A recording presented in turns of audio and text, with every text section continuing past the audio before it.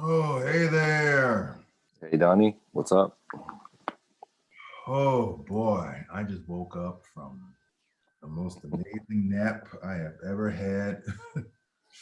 Ever. Me too. Oh yeah. Mm. Oh. Mm. I worked so much. I worked so much this week when I finally today I had to work today too, but I decided to do some working out and then I just fell asleep after lunch. Mm. Oh, how was your day? What'd you do? I'm at a friend's house right now, cat sitting, so it's kind of chill. Hmm. Right on. Lots of art I see. Yeah, yeah. They like paintings and things and pictures. Yeah, right on. And then I was playing with some new audio equipment I got last week, little drum machine. Oh, cool, cool. Mhm. I've been meaning to get one of those. That would be fun. Yeah, yeah. This one's really fun. It's actually a sampler, so I hooked it up to a tape player and made beats the old way, sending stuff Yeah. from the tape into the sampler. Wow. Well, that's cool. I was never good at technology, so I always just kind of use the real instruments, I always wanted Hmm. to do more with the computers and stuff. But Hmm. I'm always really impressed with other people who can sample Yeah. stuff and things like that. Well, so as always, I like to ask people, how are you feeling? How are you feeling today?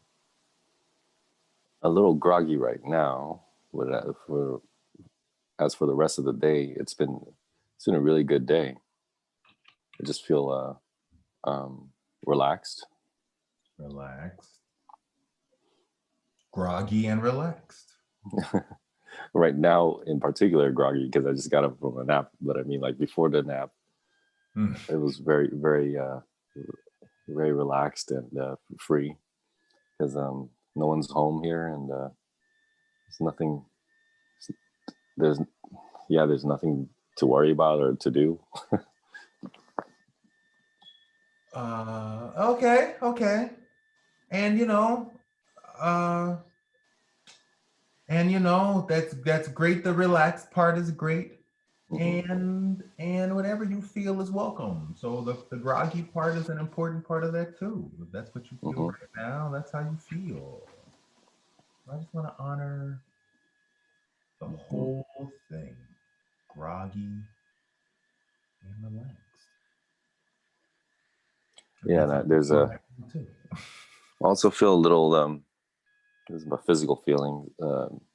I drank some water and it got a little bit into my wrong pipe, so I'm still feeling that from several hours ago.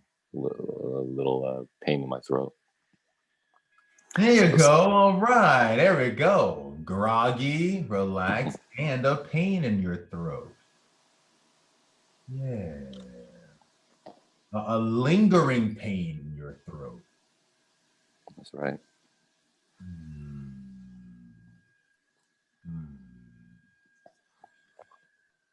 Hmm. Okay. Well, I feel groggy, relaxed, and also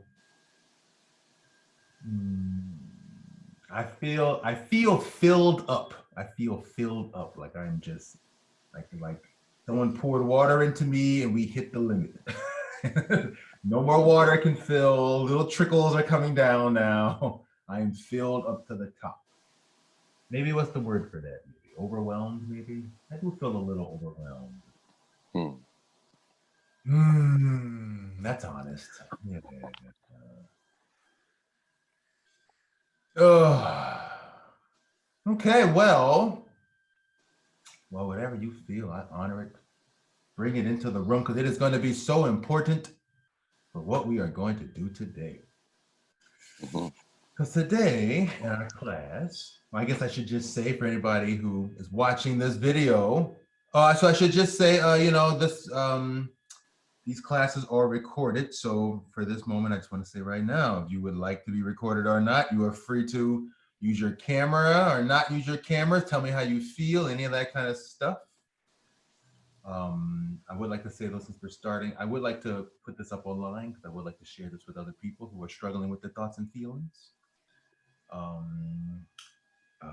Yeah, but please please feel free to do whatever you feel is right for you.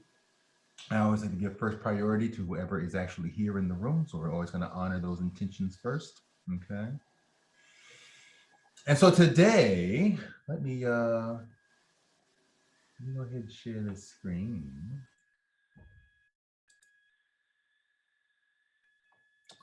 Today in our Emotions for Dummies series, we are on week 2. Week 2. Hey, actually, that brings us right to what we were just doing, which is talking about our feelings. The whole reason I brought that up is because we have a feelings list. Now this one's sideways, so you might want to go with the feelings list we can actually look at here. Find the same list right here on Emotions List Byron Katie. And I can say today, I'll get to that later. So here's some list. Here's a feelings list, a list of feelings. So just take note of what you said you felt earlier. This list here, the top is this is all what one might call negative feelings: angry, depressed, confused. And then page 2 is all these, what one might call positive feelings: open, loving, happy, all these sorts of things. So just take a look over this list and see if anything on this list corresponds to your feelings that you just gave. You know, so many of us, the only words we have for our feelings is good, bad, fine, okay.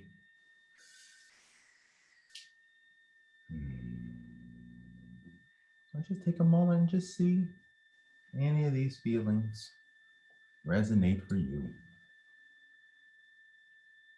You know, I said I felt overwhelmed, but wary might also explain what I feel too.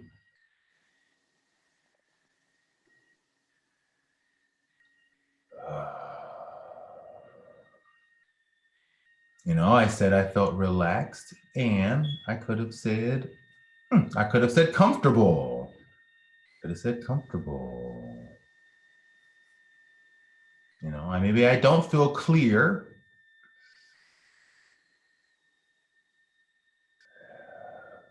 But I feel unburdened, perhaps. I don't know if that would be it either. Maybe if I went for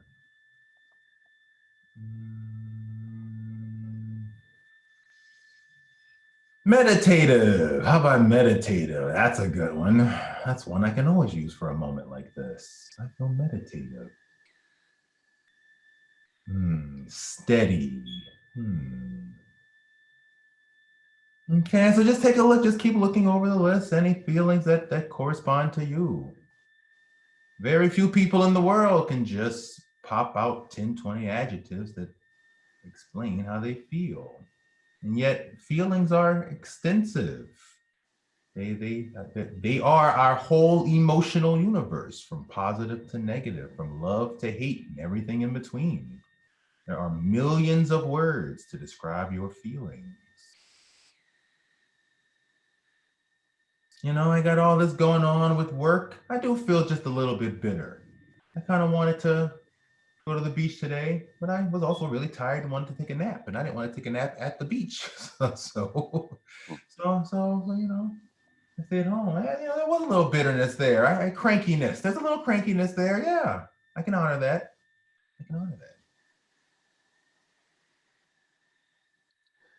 Can you flip back to the positive feelings?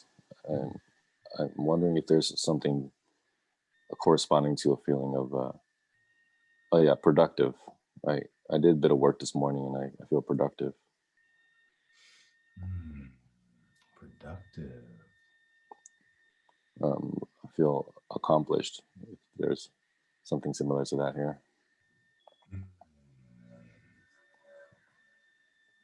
Yeah. Yeah.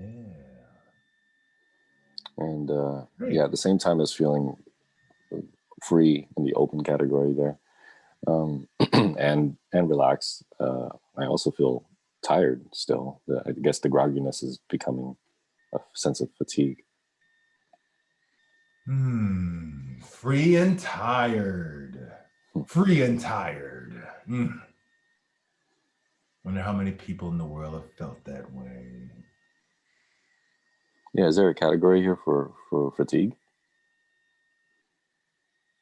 Oh, it might just be a combination of seems to be some of these words in depressed, indifferent, some of the words in indifferent. You're right, tired isn't on here in the list. Yeah, maybe sluggish. Maybe sluggish. I do recall at one point this list being smaller than even this. So they've actually added more categories. Yeah. Also, considering that it's broken up into these two kind of negative and positive, technically tired would just mean relaxed in a positive sense. Yeah. Okay, so let me read these words. In this class, we are going to learn how fundamental emotions are to life. Despite how important they are, most people only have a few words to describe how they feel, like fine, which I learned in the mob movie The Italian Job stands for fucked up, insecure, neurotic, and emotional. Even worse, most of the time when people ask, how are you doing? They often don't really want an answer. It just becomes something to say to introduce conversation. So in this class, I will ask you how you are doing every class, and I want you to experience actually going inside and labeling your feelings. Using this emotions list, I will encourage you to move beyond just good, fine, okay, or bad, and work to develop a more in-depth vocabulary. Also, it is 100% okay to express both negative and positive feelings. You don't ever have to lie or fake what you feel. And then as college students, this is also useful for creating more descriptive adjectives for the people you discuss in your writing assignments. Okay, so you can see how just having a list of emotions to look over, how just having that list can offer you so much to just putting words to your feelings. Lots of feelings going on there, and without a vocabulary, we're not helping ourselves out here, right? A vocabulary can really help us to explain our feelings to others and to better make sense of them ourselves, right? Okay. So today we have three things we're doing, and one was that meditations list. I just got so excited. I just went right to it. We went through that. The next thing we're going to do is a self-love, acceptance, and validation exercise. Okay, I'm going to read some words, and then we will have a extended meditation. Okay, and then the second half of class, we will do the Byron, Katie, Judge Your Neighbor worksheet, which I believe Anthony has experience with. So we're going to take that to the next level for all of you today. Okay, so we can all get some healing going on today. So self-love might be a foreign concept to some people. You may have never even heard that term before at all. And so because of that, you may have heard of the term love, but your definition of love may or may not be your definition of love may or may not be healthy. Straight up. Okay. Lots of us learn definitions of love that aren't healthy. So to reorient ourselves toward a healthy way of learning love and directing it toward ourselves, self-love, we're gonna do this exercise, okay?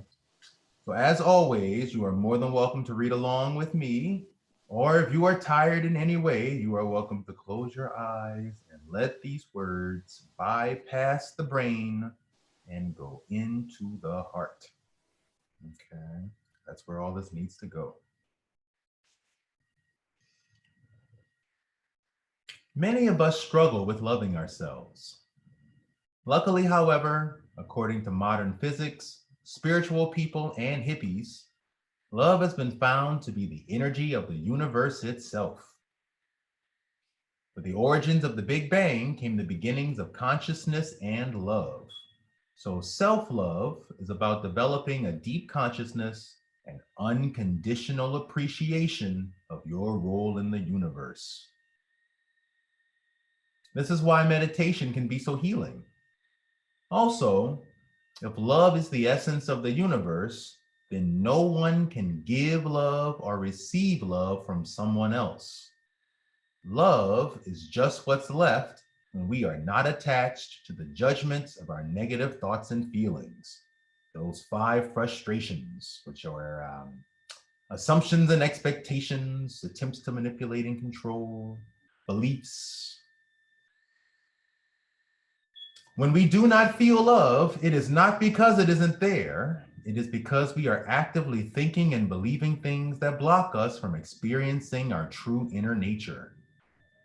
In religious terms, this is what is meant by God is love, or whatever higher power of your understanding. Most of us have learned a definition of love that is radically different than this. We learn from infancy that we have to love someone, like our family or community, or get someone to love us, like a boyfriend or girlfriend, and that we have to show it by doing the right things or saying the right words. If we went through anything abusive, we may learn that love comes with fear and pain. However, these things are conditional love.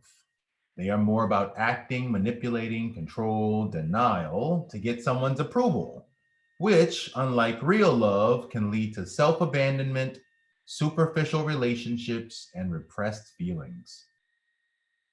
Unlike our ego's desire to get what we want, unconditional love is about accepting something as it is, for what it is, and for what it isn't. So, the key to developing self-love is through self-acceptance. Self-acceptance is about accepting the reality of what is happening inside of us.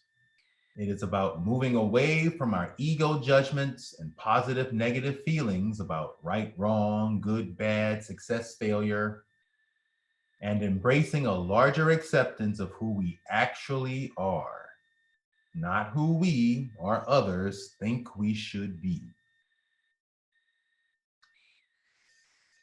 Allowing our self-talk to be more accepting increases our ability to love others and the world as it is too. We develop self-acceptance through internal validation. Internal validation. We have been taught our whole lives to seek validation through external things like money, grades, clothes, degrees, or through other people like our friends or romantic partners, through people-pleasing behavior, faking it to blend in, or needing people to like us or think of us as good. However, healthy validation means being able to validate our own feelings for what they are, as they are, without needing approval from anything or anyone else. Anything you feel is valid because you feel it. You can be totally wrong about why you feel that way, and your feeling is still 100% completely valid. This teaches us to honor our emotional boundaries and helps to build healthier relationships with ourselves and others. Human beings are all doing the best that they can, so our ability to love can only move at the level of our consciousness. While unconditional love is not easy to give to or get from others, if you don't give yourself unconditional love, you will always feel something negative, bad, missing, or empty.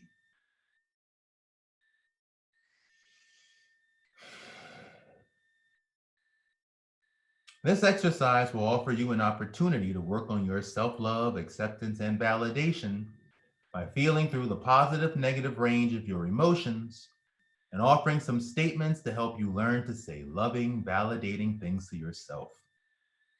Since negative judgment is one of our greatest coping mechanisms, validating yourself at first can feel like speaking a foreign language. So practice, practice, practice. Examining our self-talk and talking to ourselves creates space for our unconscious child parts to feel internal validation. This exercise is extremely useful for any feelings of hurt, pain, fear, and shame, the hardest things to feel through. Okay, so let's start with part number 1. Part number 1 is start by naming all the ways that you seek external validation. It's just good to know. Ask yourself, why do you seek each one? What do you get out of it? What are you giving up internally so that you can have it externally? Okay, so this is, this is an honesty exercise, right? We're going to see how honest we can be with ourselves. We're going to see how honest we can be with ourselves. Something that we do to seek external validation, and why do you do it? What are you giving up? And we don't even have to go that deep, one week I seek external validation. I like getting my hair done. What do I get out of it? I get compliments for my hair. What am I giving up so that I can have that? What am I giving up? I'm giving up, let me see.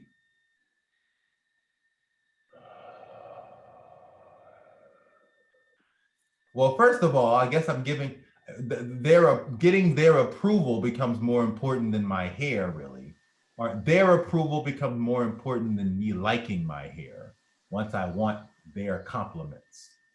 At that point, me liking it becomes secondary and me wanting approval from someone else becomes primary. Okay, so that tells me right there, that tells me something. Okay, that's good to know.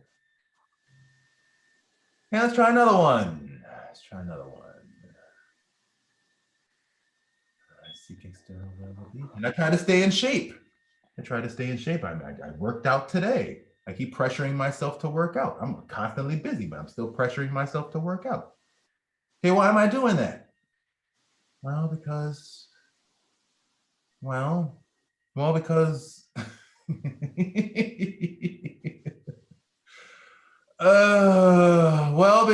because I have fears around getting old and my body not working like it used to.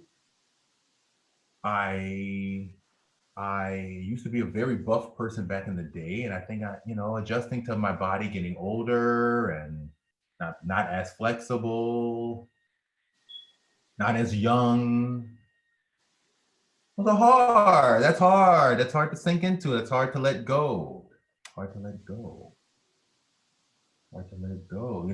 that long ago, I used to work out quite a bit. I was a 25-year-old lifting weights constantly.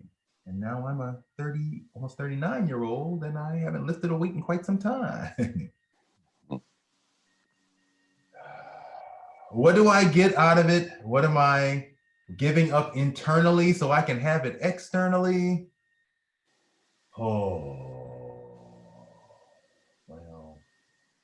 Well, I'm giving up making peace with my body as it is now, instead of holding on to a fantasy, holding on to a dream, a fantasy, clutching onto the past.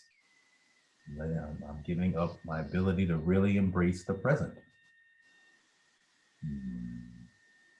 And maybe that's why lately I've been doing lots of just stretching videos instead of trying to work out. Because that's just a way for me to embrace my body as it is now. Well, I got one. Hey, you got any, Anthony, you'd like to admit to? Yeah, I got one that's pretty straightforward for this particular question because I'm seeking validation in a relationship. So if this person likes me, then I feel good. If she doesn't, then I don't feel good. So that explains the positive end and then the negative end. Yeah. Yeah. And what are you giving up inside so you can have her liking you? I'm giving up this ability to feel whatever I feel despite someone's opinion. I guess the freedom to feel whatever I feel. Oh, you're giving up freedom. Mm. Mm. Yeah, I'm not sure exactly what the right word is. I mean, that's just one aspect of it, but it's the ability to I mean, free is a pretty good word, but it doesn't really hit the point.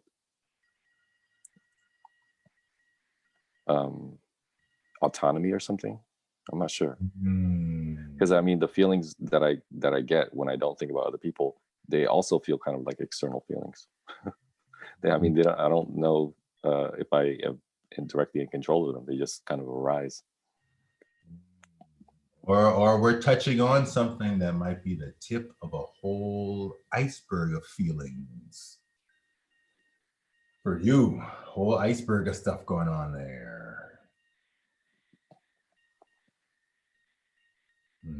You have any other ways you seek external validation you'd like to admit to? Yeah, I seek validation through my job. As long as I have a job, then I feel like I fit into society. I feel a sense of safety.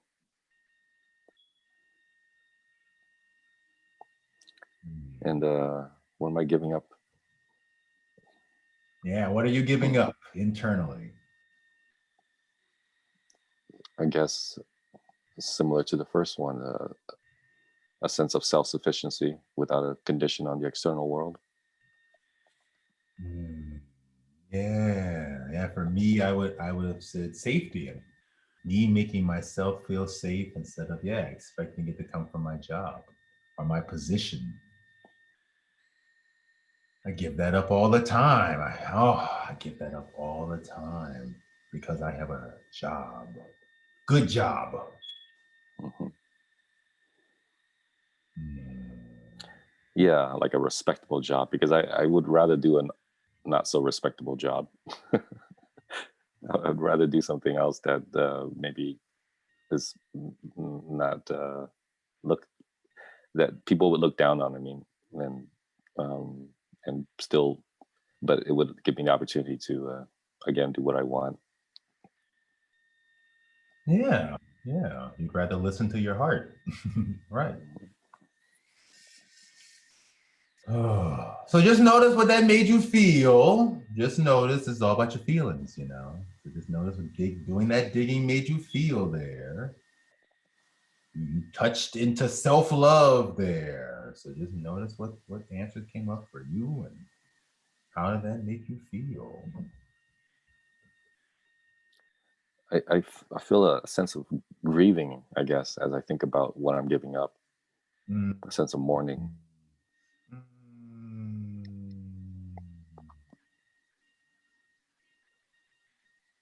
So I didn't say it yet, but I like to say this phrase: we have to feel all of our feels so that we can heal.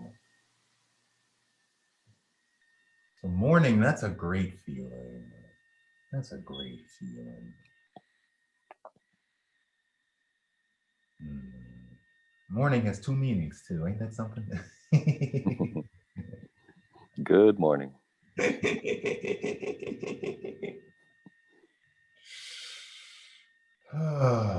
Okay. Let's try part two. Brave people, brave feeling people.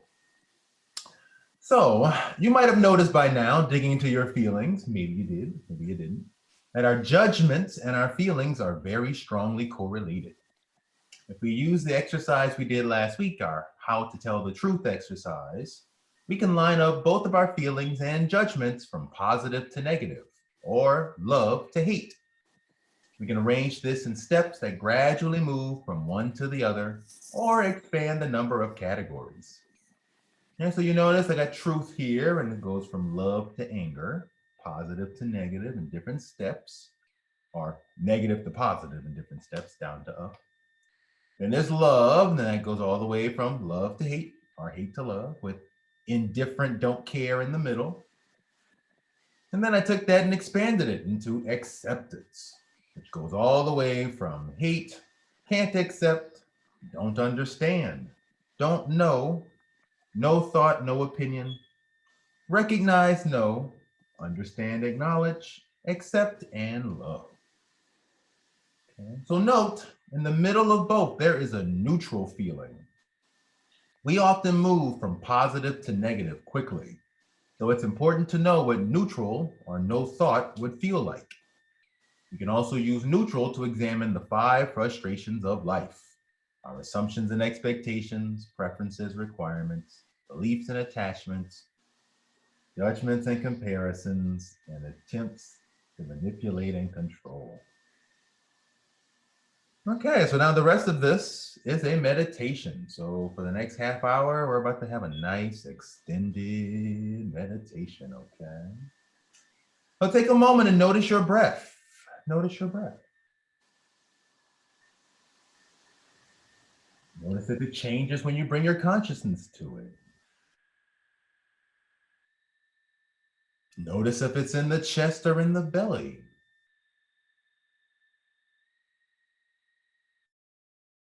Hey, notice your mind.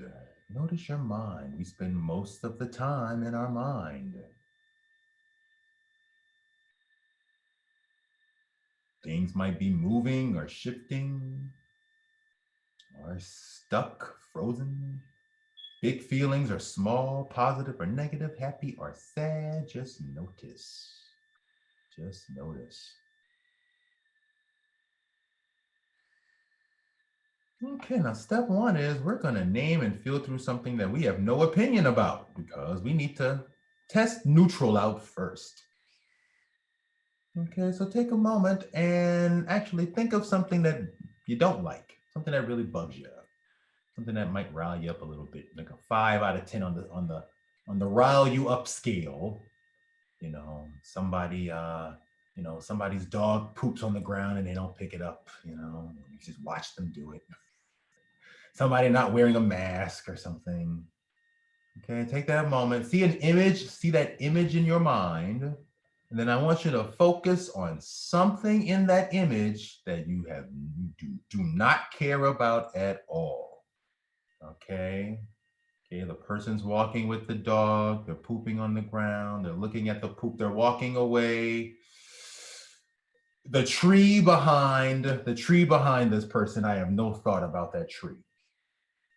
The name on the dog collar, I have no thought about the name on the dog collar. I'm going to anchor into those things to see what no thought feels like.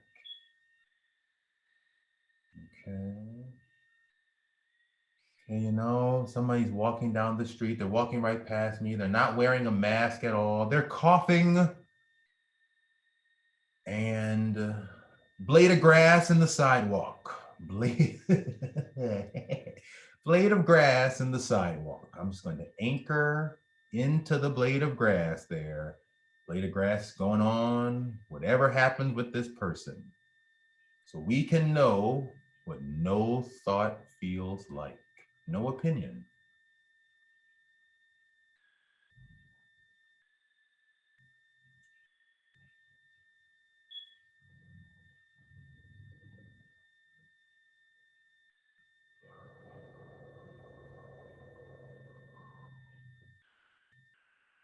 Okay, pause and feel. Notice what that felt like for you. Okay, the next one is we're going to take this up the scale a little bit. Give ourselves some positivity here, just to feel what that's like. So why don't you name, so you can either pick something about yourself or the world. I always say if you're new to doing this, pick something about the world. If you're an advanced person, pick something about yourself and just go right for it. So since we have advanced people here, I'll just say pick something about yourself and give 3 reasons why you like it. 3 reasons why you like it. If you would like to make this a little more challenging, you can pick something about yourself you actually don't like and just think of 3 reasons why you like it. Just to be kind to myself since I just woke up from a nap and all. Something about myself. Okay, I picked my hair earlier, so let's just go with my hair. That'll make me happy today. So 3 reasons I like my hair. Well, I like that it's growing in. I used to be bald. I actually went to Mexico and paid $15,000 for a hair transplant. So I'm very happy. I like my hair a lot because I paid for it. I like my hair because it's a way to express myself. Okay. And then after you came up with 3 reasons why you love that thing you picked. And now, for some of us, we may struggle to find 3 reasons we like anything about ourselves. And so if you can't think of 3, you can try to think of 2. And if you can't think of 2, try to think of 1. And if you can't think of any reason, it is totally okay to just sit in some silence with whatever feeling comes up in this moment for you in this exercise. Okay? For anyone listening to this, I want you to know there have been moments in my life when I could not have thought of 1 reason why I liked myself that day. Okay? Every human being has been there at some point. Okay? We're telling you the truth. Honor what you feel. Okay, so 3 reasons why I love my hair. 3 reasons why I love my hair. I love that I get to cut it myself and style it myself. I love the compliments I get for it. I said that earlier. I also love that it makes me look younger. That's something that something that I mentioned earlier too as well. Those are all reasons why I love my hair. Okay, and just sit. What does it feel like for you to sit with giving yourself all those positive messages? That also can be a new feeling for many people. Anthony, would you like to run through this exercise? Yeah, sure. Okay, so let's start with like. What is the thing you picked? I like my curiosity. Oh, wonderful. 3 reasons. Why do you like your curiosity? It makes me excited about new things, and a lot of new things come into my life. A lot of interesting and novel things. Okay, what else? Because I'm incorporating all these new things in my life, I feel smarter, and I like being smart.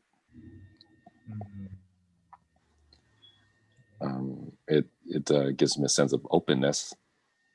I also like being open. Wonderful. Wonderful. And 3 reasons why you love your curiosity. Love.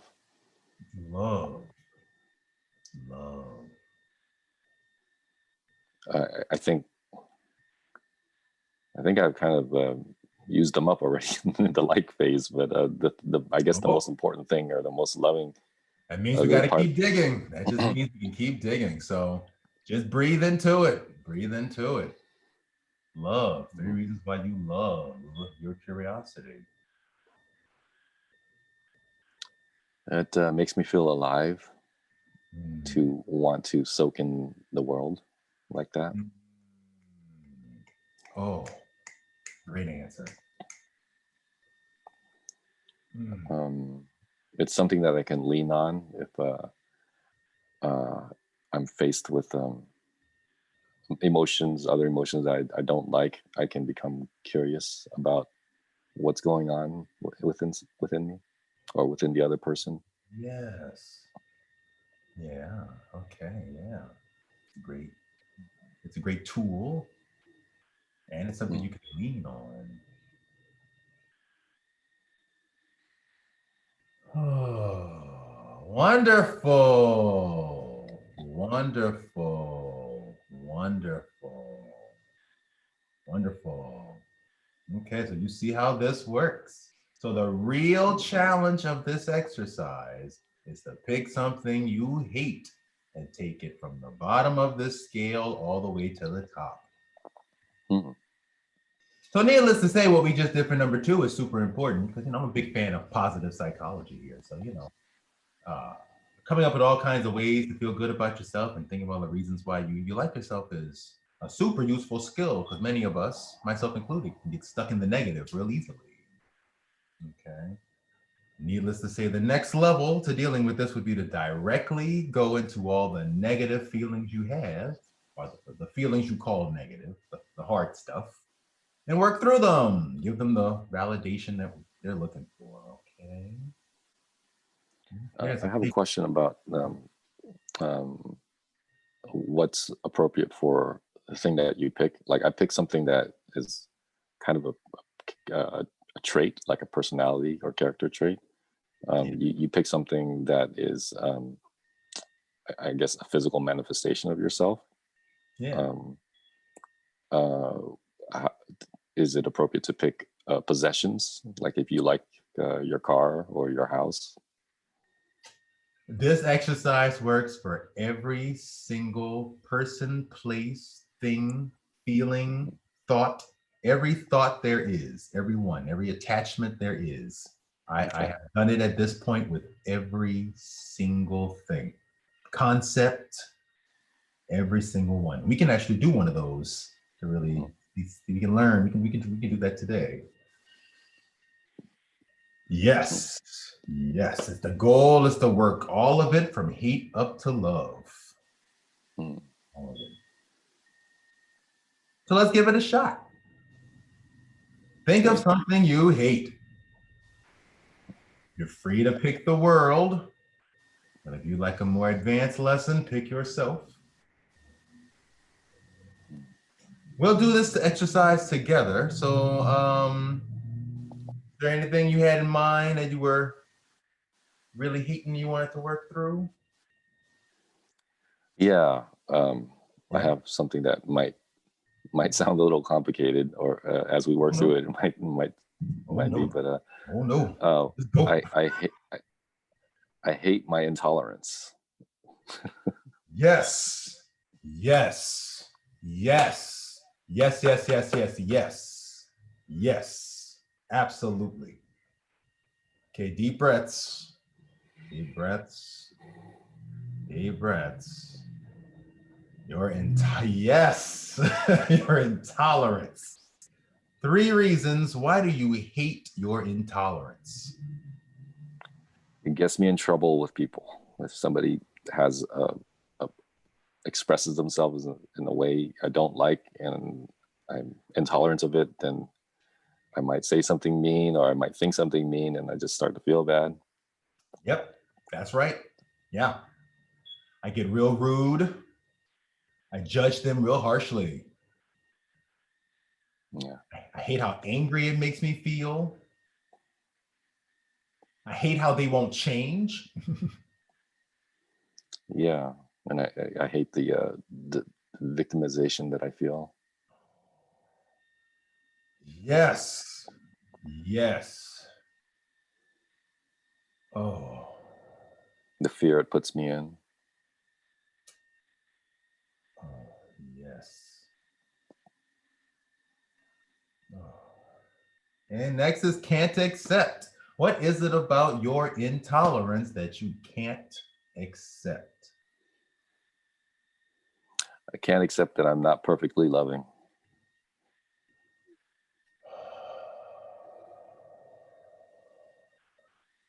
Yeah. I can't accept that I can't just shake it off and like just let it go. Mm-hmm.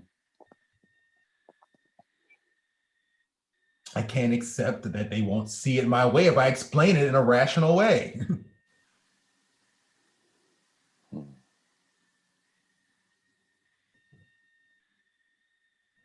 I can't accept this agitation that just makes me want to just leave.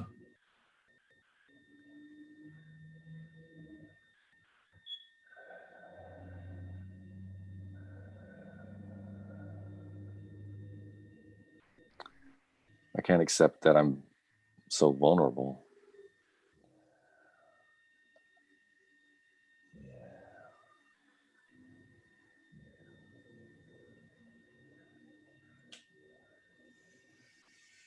Next is don't understand. What is it about this thing? Your intolerance that you don't understand.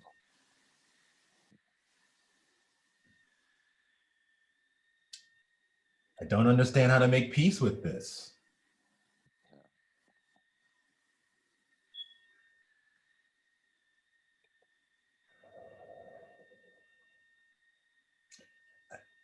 I don't understand how it built up so big inside of me.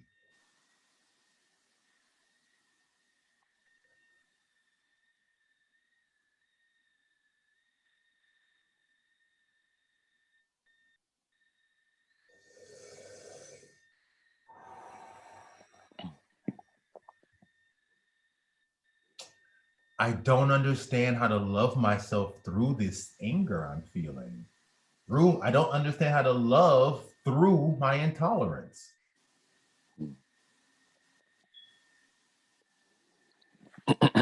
Yeah, a lot of what you're saying is, I would say I don't know. So I guess I don't know the difference between I don't know and I don't understand. Because I would say I don't know how to move through this. I don't know how to find peace while I'm in tolerance. That's okay. That's okay. And if those are all answers you have for don't know, say them then. And if there are answers you have for don't understand, say them now. Okay. Say them then and now. It is okay.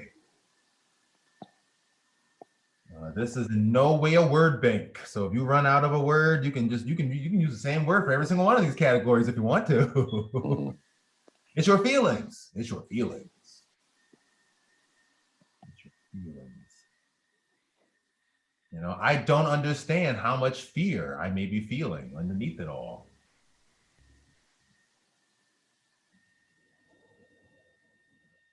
Okay, and then don't know. Yeah.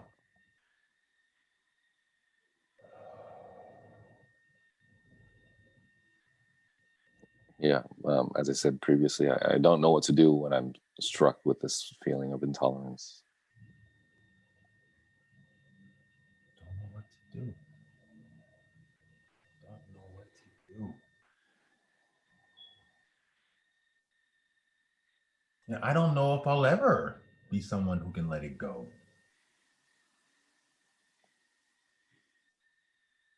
I don't know if I'll ever understand what's really going on.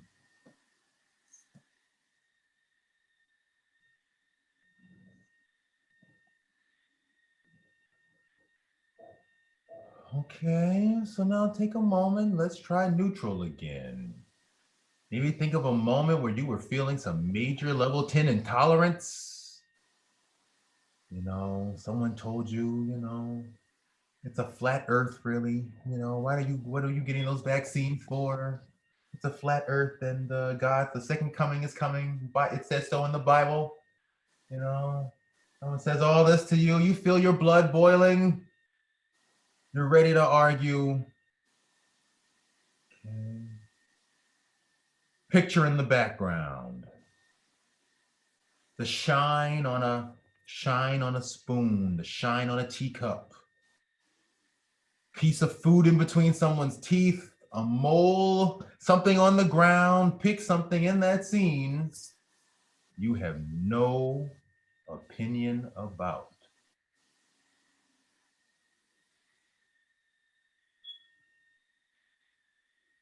You know, I'm reminded, flashbacks are amazing.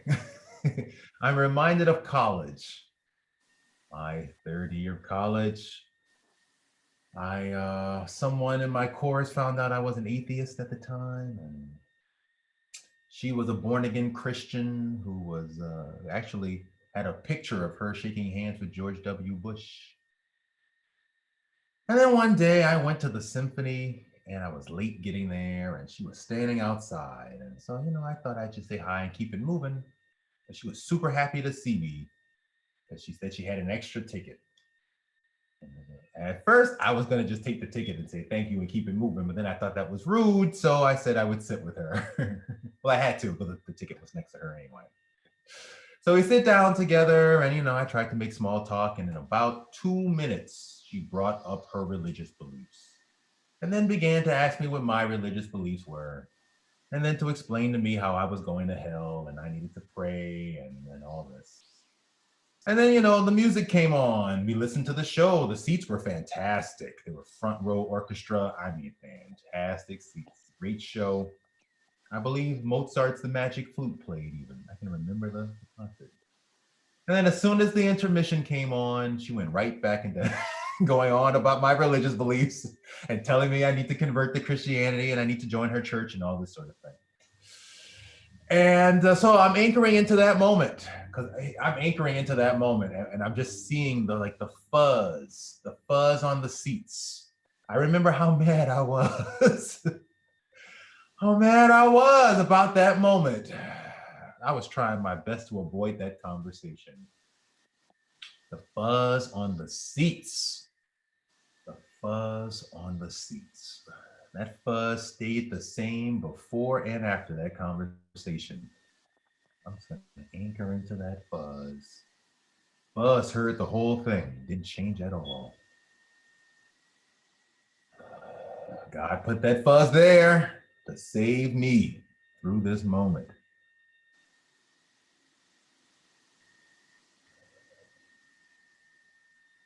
And when you're anchored in that place in neutral, take a moment and think about what sort of assumptions and expectations did you put into your moments of intolerance?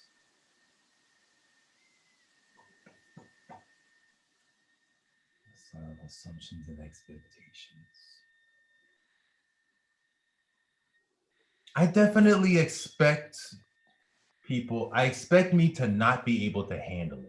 Like I'm doing it, I'm arguing, I'm disagreeing, and then I hit a level off point. That's it. Can't take it anymore. I won't call it blow up, but that's it. A cutoff. And then I shut people out. I don't give people another chance. I cut them off. I assume I won't be able to handle that feeling. I assume cutting them off is the right course of action.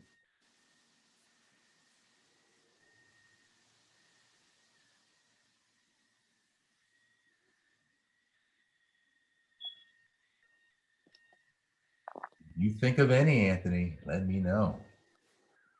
Yeah, in an argument I had a while back, the neutral thing that I was focusing on was just the room, just the physical environment, the furniture.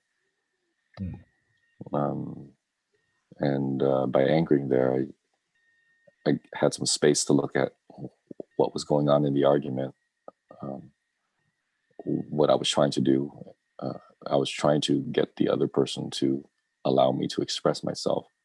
And my assumption is if he doesn't let me express myself, then he's saying that I'm wrong. And if he says that I'm wrong, then I'm worthless or insecure or something.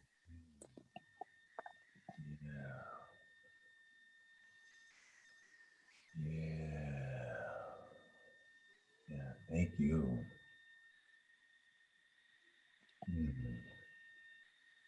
The next category is preferences and requirements. What preferences and requirements are you putting into your intolerance?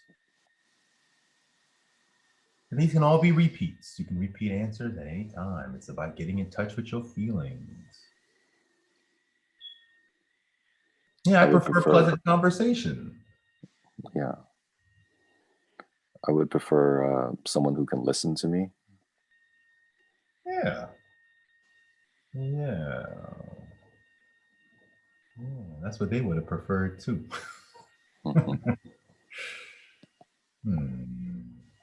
Yeah, like I just noticed. If I assume I can't handle it and I cut them off, then that shows you how intolerant I am, really. That would be the definition of my own intolerance right there, actually. Mhm. Okay, beliefs and attachments. Beliefs and attachments about our intolerance.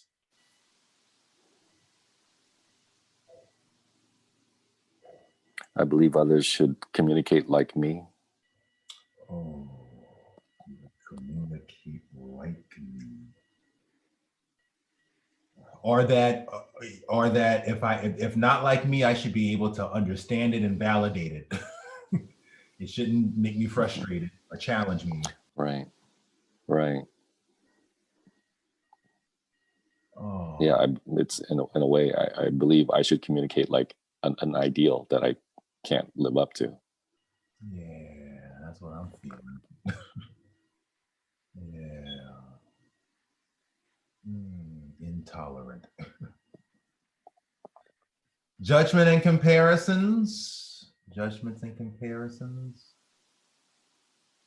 Well, you just compared yourself to this ideal person who doesn't do those things. That's a Yeah, comparison. yeah, yeah. I'm judging myself as imperfect, as fatally flawed. Hmm.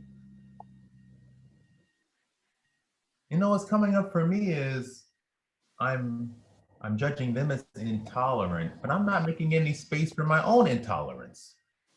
Hmm. Yeah, right. I mean, I somehow they're human and they're limited and frustrating. But yeah, I'm supposed to be this perfect thing. Hmm. Interesting. That's that seems like that don't look healthy to me. Something about that really don't feel healthy to me.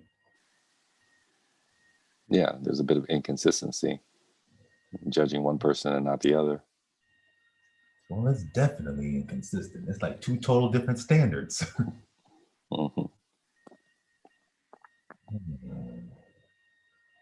And then the last one is attempts to manipulate and control. Attempts to manipulate and control. I'm trying to control myself as this person is saying these things, and I'm getting my blood starting to boil. I'm trying to control the boiling of the blood.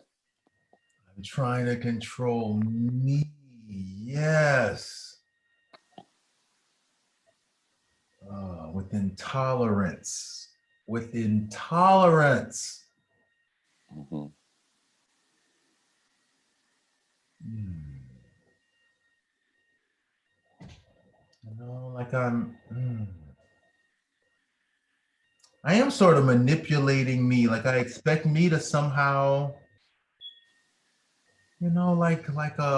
become a master diplomat. I expect me to be a master diplomat, but that's not possible.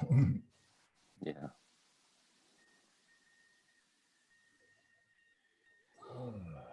Hmm. Okay, let's keep going. Next is no.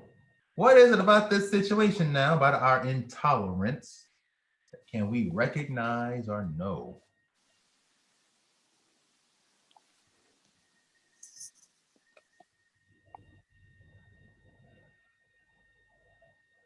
So I recognize I've been trying to control me with this judgment.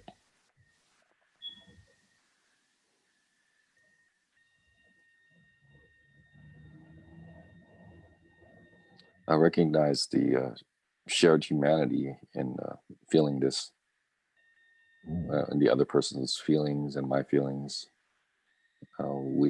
We all share this aversive emotion. Oh, oh, wow. Wow. Well, I know that I'm only hurting me by judging other people as intolerant. If what you said is true, then I'm only hurting me. I know I'm only hurting me.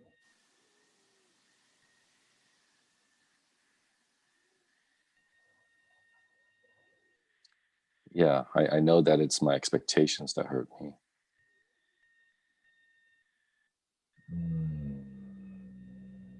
either my expectation of the other person should be this way, or expectation of myself should be this way. I should be more peaceful. Oh.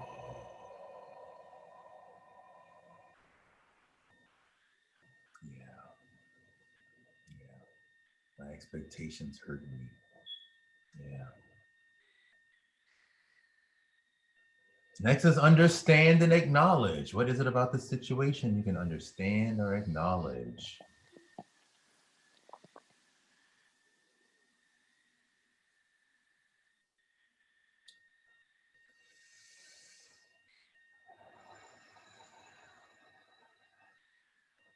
I understand that I'm human. Yeah, I understand that I'm human. I understand I need to really give myself some kindness for my intolerance.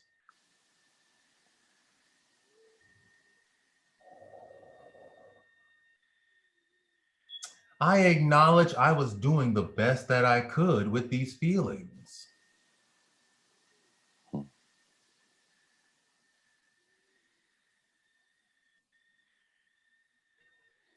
I understand that if I could accept myself having this outburst, this mental and emotional outburst, that would increase my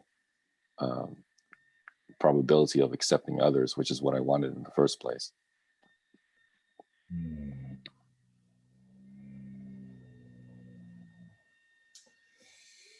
Yeah, I understand it's all a self-fulfilling prophecy. It's so true. Yes. I'm sowing my own seeds here. My own rewards are destruction. That is absolutely true. Oh, that hurts to sit with. An ex of mine came up just now, too. Wow. Wow. Okay, next is accept. Accept. What is it about the situation now? We started off saying we hate it. Our intolerance, we hate it. What is it now? Can we say we accept?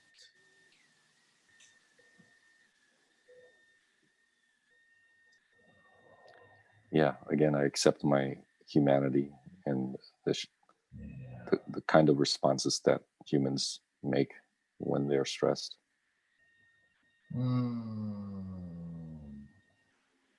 I accept my humanity. I accept the limitations of humanness, the nature of stress on human beings. And I was going to say, I accept that I need to be much kinder to myself. I accept that I was being intolerant toward me.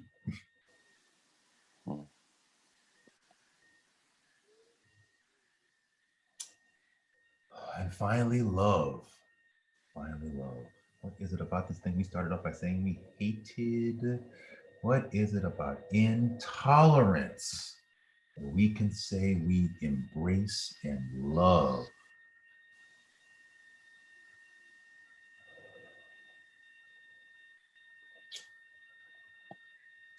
Well, I love how intolerance is teaching me how intolerant I was toward me, teaching me how to be kinder to myself and others. I love how intolerance teaches me about my humanness.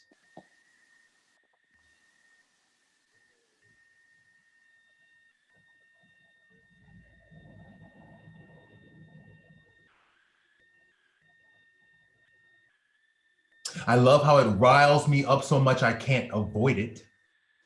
Yeah.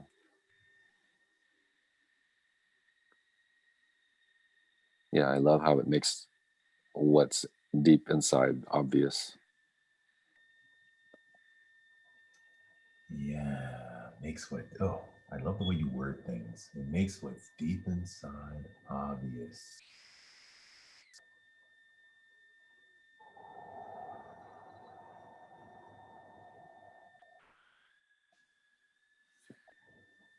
Okay.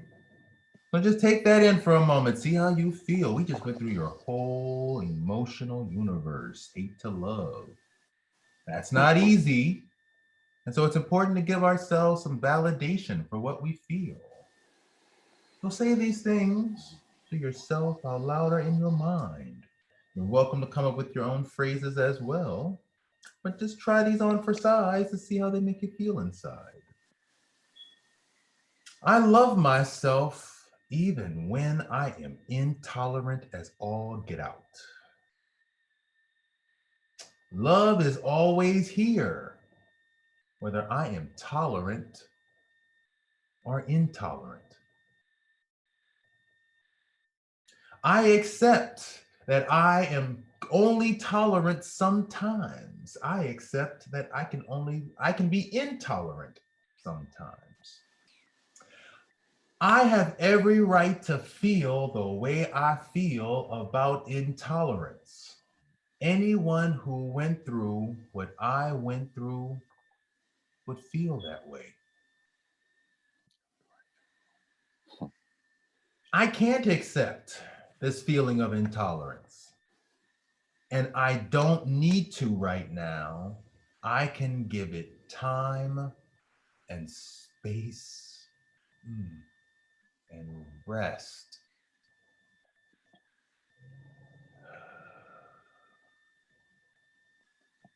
I don't understand this feeling of intolerance right now, and I am doing the best that I can. I am doing the best that I can. I let go of tolerance. I let go of intolerance. I let go of everything because love is letting go.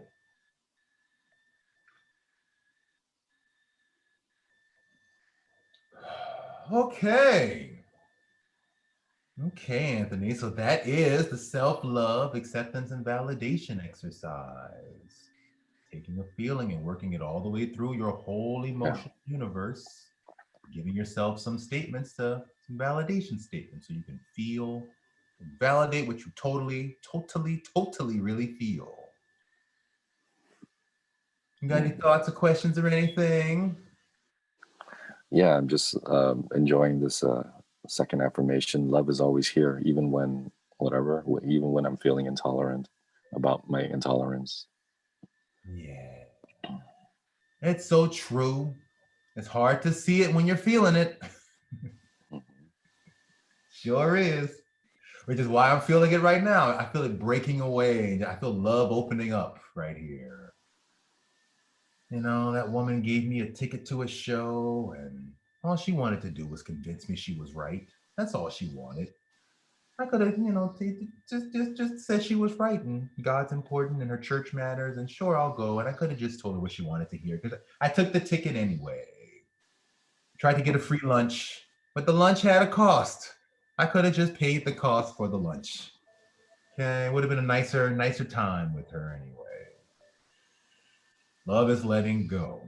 Love is letting go. Okay, wonderful people. So that brings us to our final thing, which is this Byron Katie Judge Your Neighbor worksheet. So now, in case you've never heard of this before, I do want to quickly explain what this is. There is an explanation of who Byron Katie is that's written down, but I'll just give you the short of it. But Byron Katie was a woman who was in Southern California. She is a woman in Southern California. And she was really depressed at one point in her life. Things were not going well for her. She ended up gaining a bunch of weight and going into a weight loss treatment program, like a live-in program. And while she was in the program, in the midst of her depression and everything, sleeping on the floor, a roach crawled over her foot. And in that moment, she suddenly realized that the roach was real. All of her thinking was not real. The roach was something she could actually measure and put into a bucket. All the thoughts that had made her depressed for a decade, all those thoughts, you put them into a bucket and you get nothing. Okay. So from there, that epiphany moment didn't last long.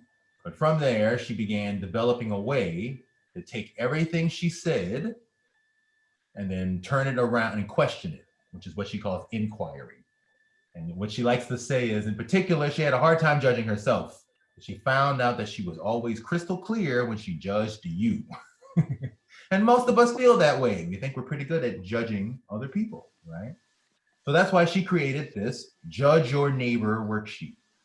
You write down these questions. So I'll give you the questions now. Number 1 is, in this situation, who angers, confuses, saddens, or disappoints you, and why? Number 2, in this situation, how do you want them to change? What do you want them to do? 3, in this situation, what advice would you offer them? What shoulds or shouldn'ts? 4, in order for you to be happy in this situation, what do you need them to think, say, feel, or do? 5, what do you think of them in this situation? Make a list. Remember, be petty and judgmental. And 6, what is it about this situation you don't ever want to experience again? Okay, and then what you do is you write those down, and for each one of these questions, you ask yourself, is it true? Can you absolutely know that it's true? How do you react when you believe that thought? And who would you be without that thought? And then for each question, you turn the thought around, either to make it about yourself, the other, or the opposite. And then for each one of those, you find 3 reasons of how each turnaround is true for you in this situation. So if I said, Paul doesn't listen to me, and I go, is that true? Yes. And you absolutely know it's true. Yes. I'm pissed. How do you react when you think that thought? Well, I'm pissed. There you go. Who would you be without that thought? I don't know. Okay. And then you turn it around, that would mean I don't listen to me. So the sentence is Paul doesn't listen to me. The turnaround would be I don't listen to me. And I look for how that's true. The next turnaround is I don't listen to Paul. So then I look for how that's true. And then the opposite. Paul does listen to me. And then I look for how that's true. Okay, so you do this for the whole worksheet. You can see how this is just a wonderful, wonderful exercise in open-mindedness. Just a wonderful exercise in open-mindedness. And now, as somebody studying psychology, I can also tell you, this is actually a wonderful way to engage in cognitive behavioral therapy. You actually are looking at the thoughts you have, seeing how they are accurate or distorted, seeing how they connect to your behavior, your responses, your feelings, and then turning it around, looking for alternative ways to see it differently, to open your whole inner life, body experience up to a new way, up to more just openness to a different way of seeing things. Okay, so this is just an absolutely wonderful exercise. So let's give it a shot. Let's give it a shot. Now I don't think I can type on this either because it's a picture. So let's do this here. Judge Your Neighbor worksheet. Luckily, these things are all very equal. These things are all very available. That's where I pulled them from on Google. Here we go. Okay. So Anthony, notice your breath.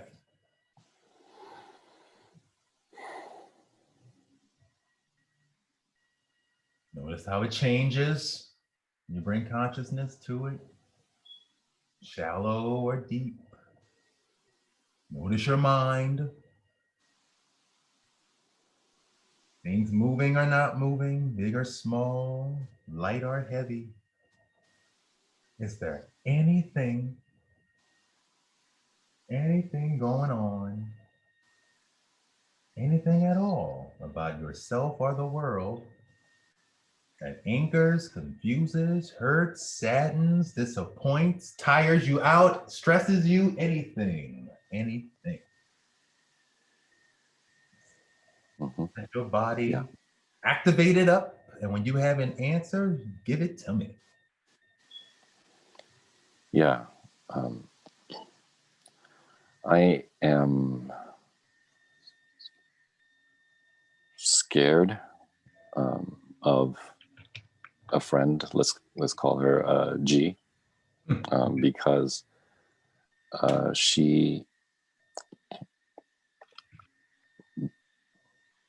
she blames too much.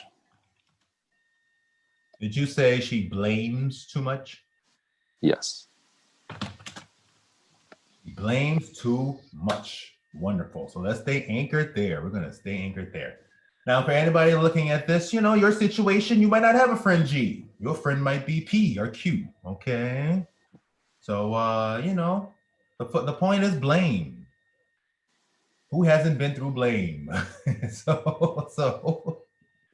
So anchor in your moment of blame. Maybe it was your parents. Maybe it was your partner. Maybe it was your friend. Maybe it was the cat. Maybe the cat blamed you. My cat came in just now. Hey, whatever it is, just anchor into that feeling. Maybe any feeling of being scared. As we go through this, do your work as we do this together, okay? Number 2, how do you want G, your friend G, to change? What do you want him to do? I want G to be more forgiving.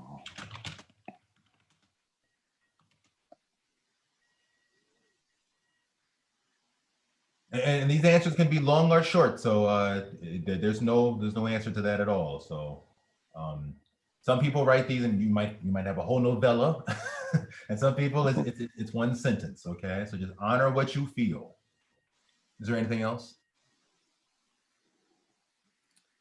It's a synonym to this, basically, but I want her to be more charitable.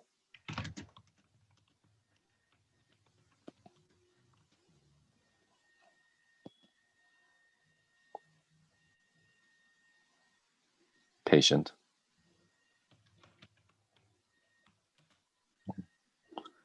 Yeah, that should cover it. Number 3. What advice do you have for G?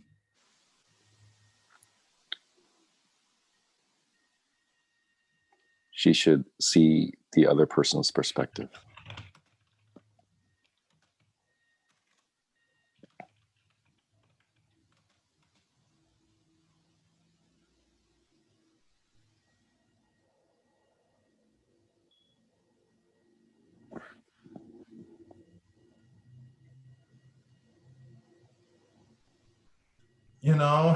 This is your situation, but I'm going to say this.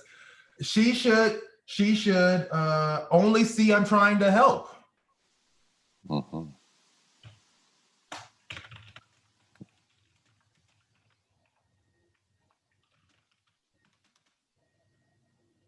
Exactly.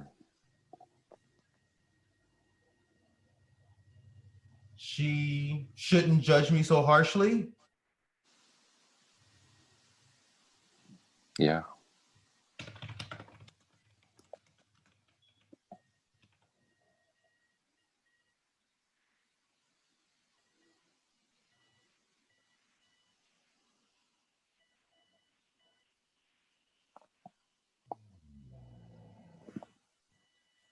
Okay, number 4.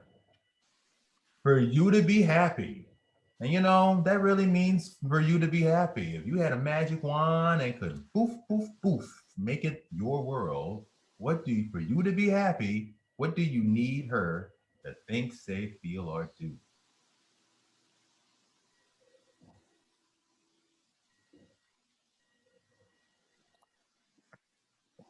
I need her to listen to my advice.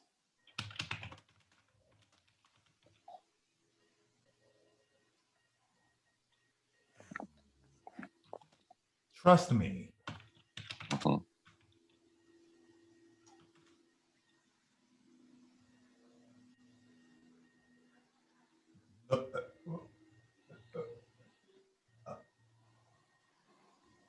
She needs to know that what I'm doing is in her best interest. Yeah.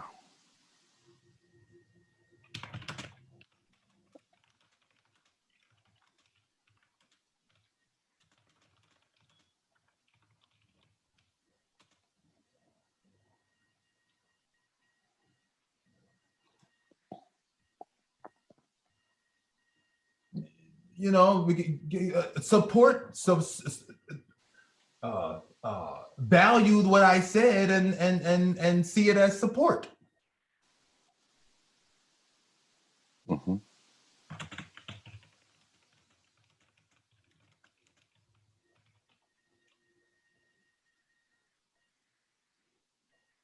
Take responsibility for her own suffering.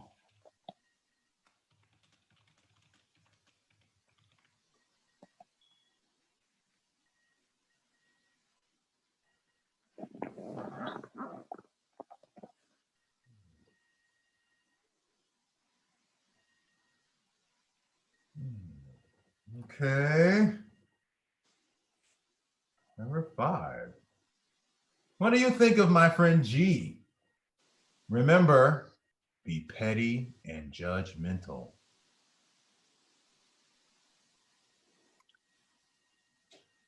Emotionally unintelligent.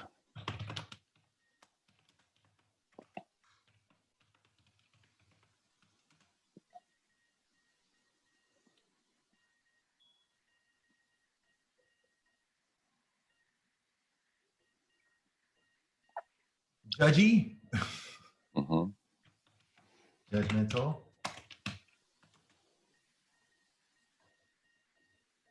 Self-righteous.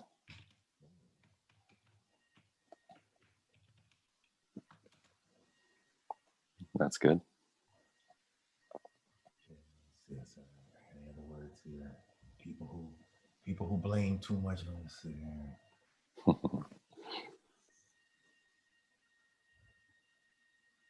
Too frustrating. The word I wanted to say was intolerant. Yeah, that's right.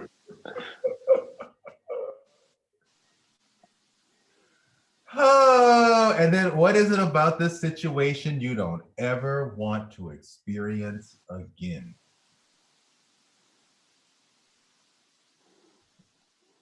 I don't ever want her to yell at me for not listening to her.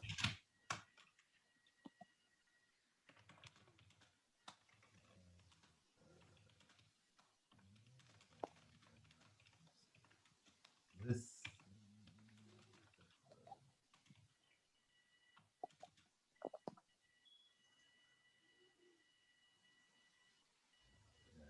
for me, it's to feel so upset when I was trying to help.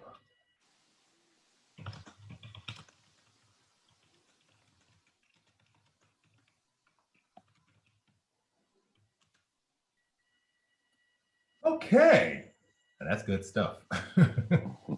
So take a moment, just take in how that felt. Take in how that felt. That was some digging right there. Sometimes we write these things down and think it's not that big a deal. It's kind of bothering me, but you know, it's not really. And then you start writing it out, and it's like, holy smokes, there's a whole world of feelings there that I wasn't acknowledging.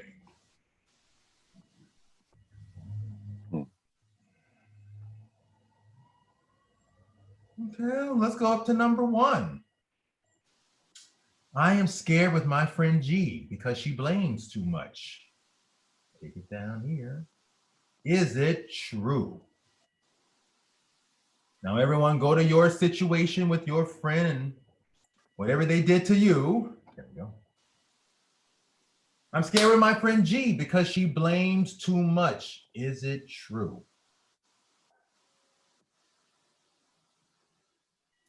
No, I can't know for sure. Ooh.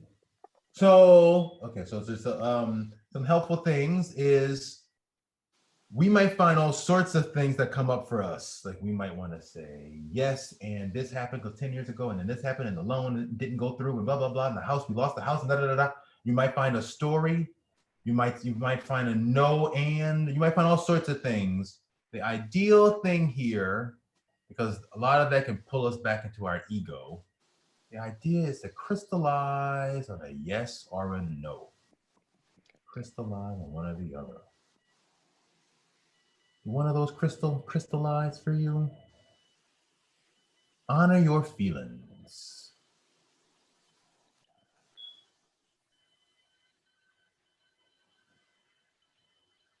I'm scared with my friend G because she blames too much. Is that true?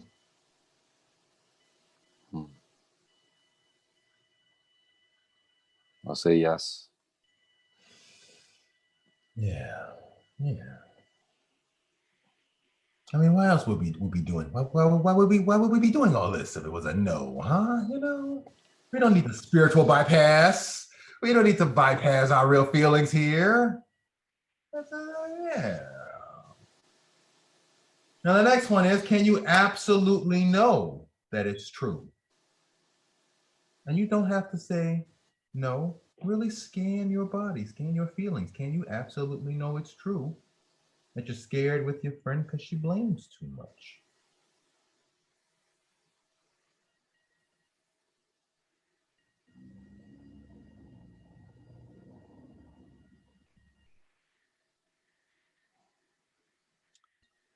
No. Okay. Let's honor that. Let's just honor that. Number 3, how do you react when you believe the thought, I'm scared with her because she blames too much? How do you react? What does your life look like? How do you feel? I become guarded with her. Yeah. I don't feel as free. When this happens to me, I'm guarded, I'm irritated.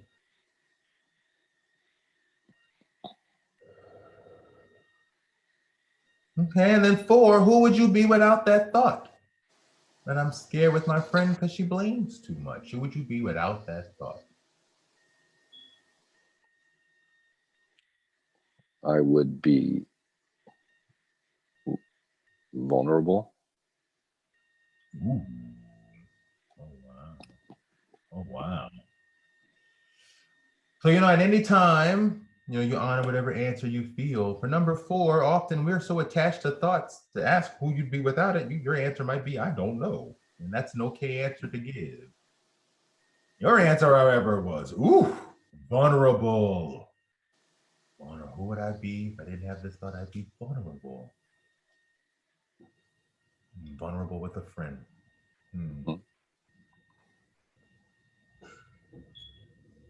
Okay, so let's turn this thought around. First to the self.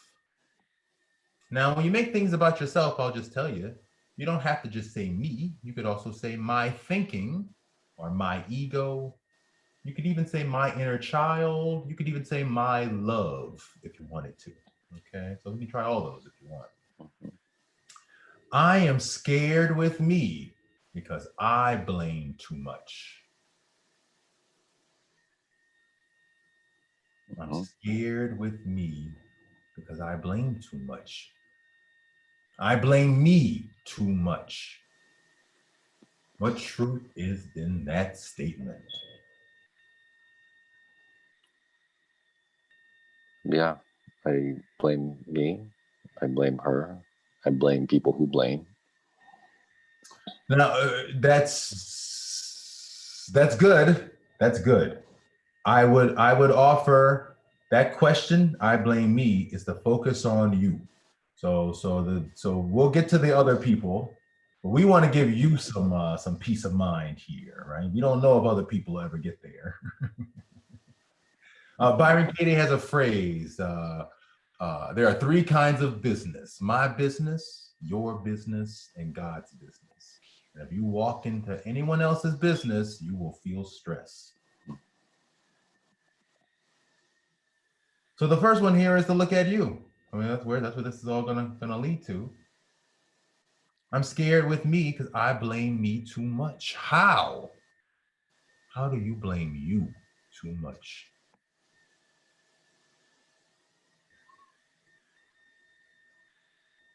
Well, back to the earlier exercise, I blame my intolerance. Yeah, that's what came up for me too. Yeah, I expect me to be some perfect person and just tolerate somebody, and I can't do it. I blame me too much. I am scared with my ego because I blame me too much. I am scared with my thinking because I blame me too much. Look at how I get when I get intolerant. If I get intolerant about something about me, oh, well, then it's a done deal. All those mechanisms I use toward other intolerant people, I use them on me. I can see why that would scare me.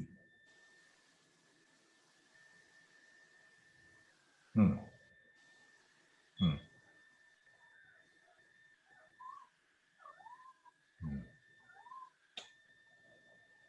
Okay, next is to the other. My friend G is scared with me because I blame too much. She's scared with me because I blame too much. Okay, this is leading toward that. So let's see how this goes. What is it? What truth is there in that statement? I blame. She's scared with me because I blame too much.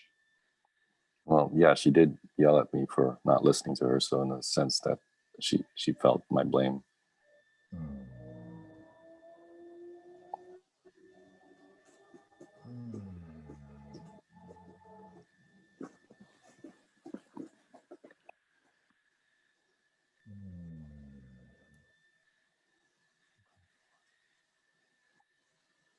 And in other episodes where I've given her unsolicited advice, it's she took that as blame. So she probably was scared then. Oh,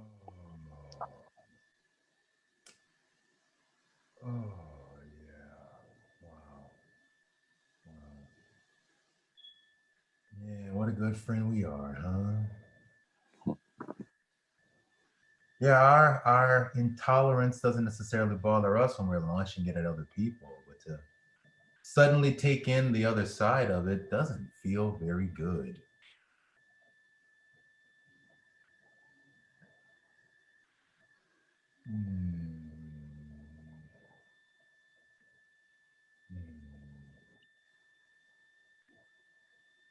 And then the next one is the opposites.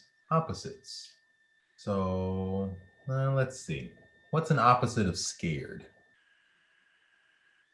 What would you say?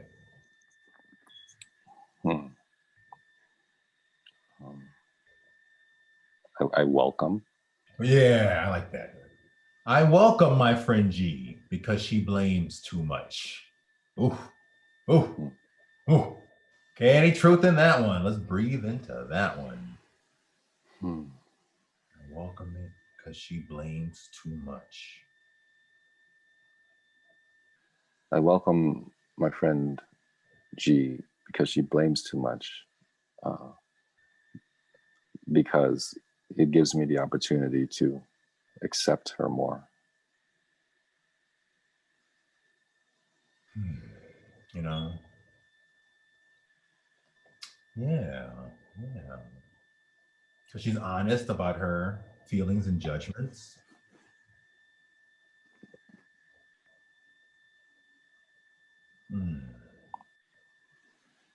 Because it gives me a chance to complain about her.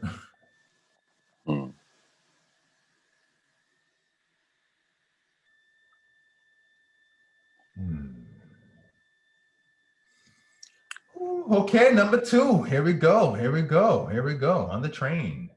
Number 2, I want my friend G to be more forgiving, to be more charitable, patient. Is that true? Think of that friend. Think of what they did to you. I want them to be more forgiving, charitable, and patient. Is that true? Yeah. Yeah. I want them to be more forgiving, charitable, and patient. Can you absolutely know that that's true?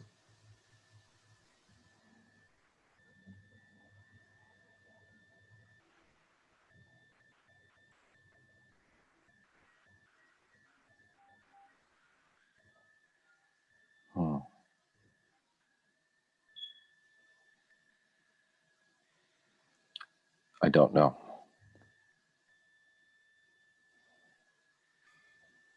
Yeah, I don't know. I don't know. How do you react when you believe that thought?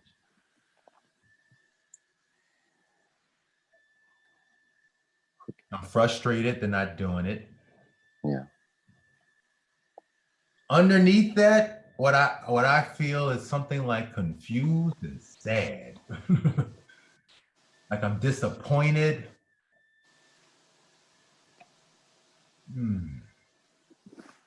I feel like a confused and sad.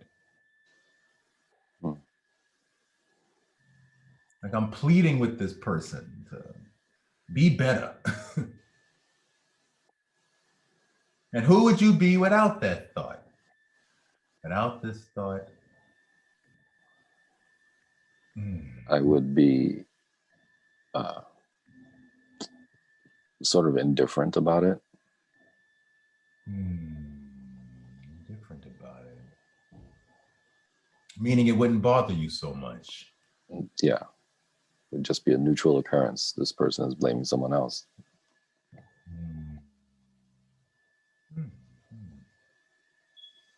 Yeah, for me, if I had to, without this thought, I might have to accept that this person just can't be anything different than who they are.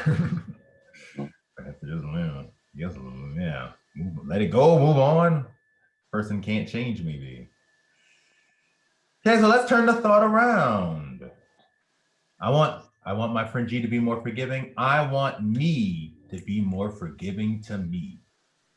To be more charitable to me, patient to me. Any truth in that statement? It's interesting that you add refer to the me part like at least 2 times in that statement. Whereas I guess the way that I've been doing it is I just refer to me once, but adding the additional me changes it a little bit. Changes it a little bit. Yeah. Yeah. And there's all sorts of ways you can insert a word into a spot here and there, and suddenly, boom, you see things you didn't see before. So I also mentioned you can switch it out from my ego, my thinking. All these things can help. You just never know how that's going to just blow something up in your mind. Yeah, that's right. I want me to be more forgiving to me. Yeah. To be more forgiving to me when I think about her. How kind am I treating myself when I think about those people who blame me? Not very kind sometimes. Not very kind sometimes. Yeah. I mean, I could even say I'm pretty good at like blaming me too when people blame me. Right.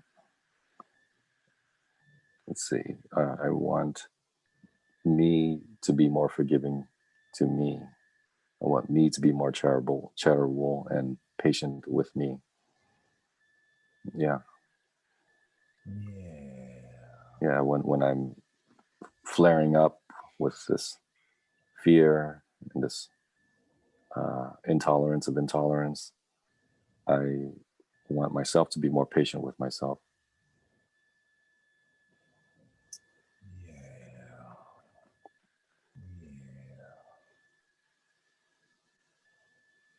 Yeah, with the intolerance of intolerance. That is so. Oh. That is it. Back door. The brick stuck in my back door. Intolerance of intolerance. That is it. That makes me the biggest bigot on planet Earth. Oh.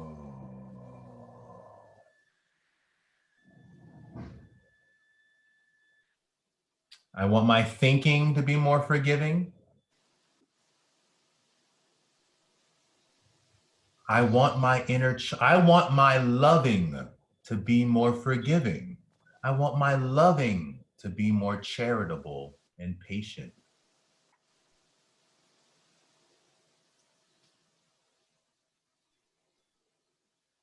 Hmm. Okay, next to the other. My friend G wants me to be more forgiving, charitable, and patient. Yeah, probably, huh? Yeah, right. That's a pretty, yeah, that's okay. I think we're all good on that one there. Gotcha. Yes, Yeah. they would like that. Yes, they would.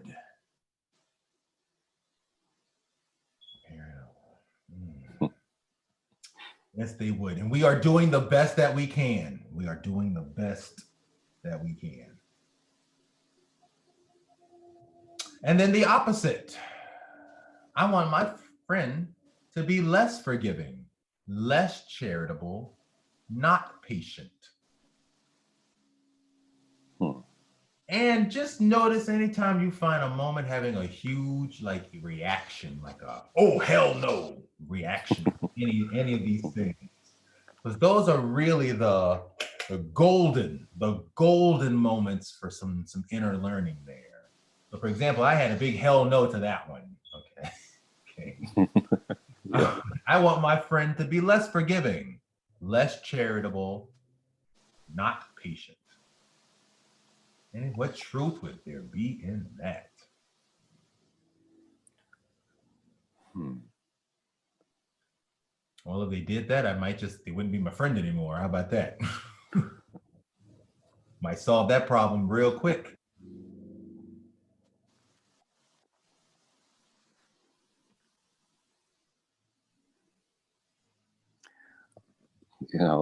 Something kind of what comes up is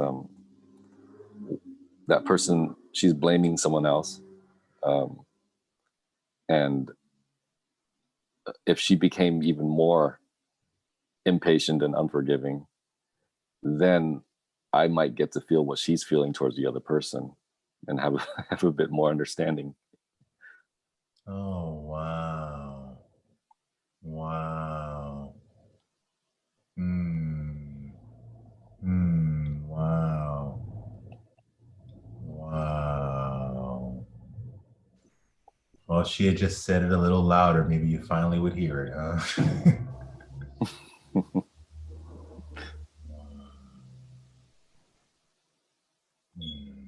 Intolerance.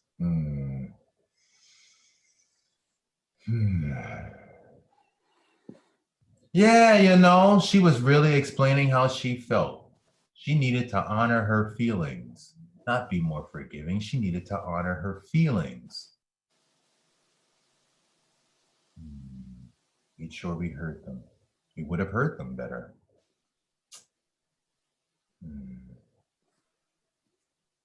Okay, number three. My friend G should see the other person's perspective, should only see I'm trying to help and shouldn't judge me so harshly. Is that true? Now that harshly one, I want to go hell yeah on that.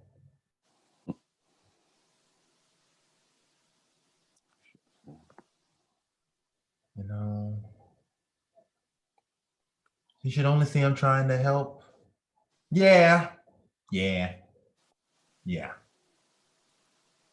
For me, it's a yeah.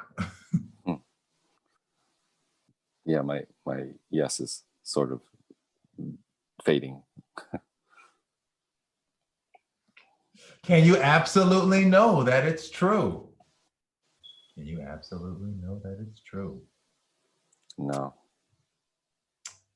Yeah, well, no. Yeah, I say no too. I mean, you can't see someone else's perspective if you're not in a place to see it. That I definitely feel that. I still feel like people should see I'm trying to help. I definitely want to still say yes to that, and that they shouldn't judge me harshly. I still want to say yes. I absolutely know they shouldn't judge me that way. I would never approach people with those intentions. They absolutely shouldn't judge me that way. I'm just going to honor that. I feel it like a little 3-year-old. No! How do you react when you believe that thought? Well, I'm pissed. I'm on defense. I want to scream. I feel attacked. I want to distance myself from her.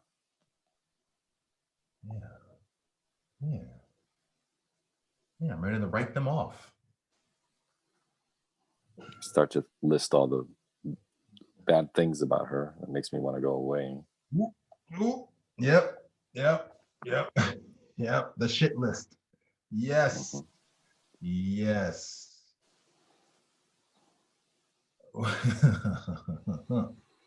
Yes. Yeah, I got a list like that that I pull out just for moments like this. You thought I'd forgotten we moved on, but oh, there was this thing you did and this other thing you did.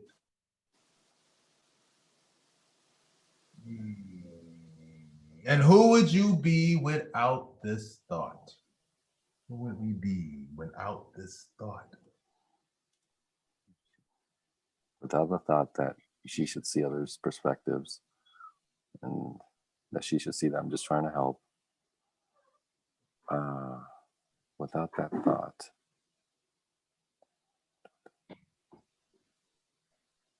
Well, I have to think it'd be easier to let go.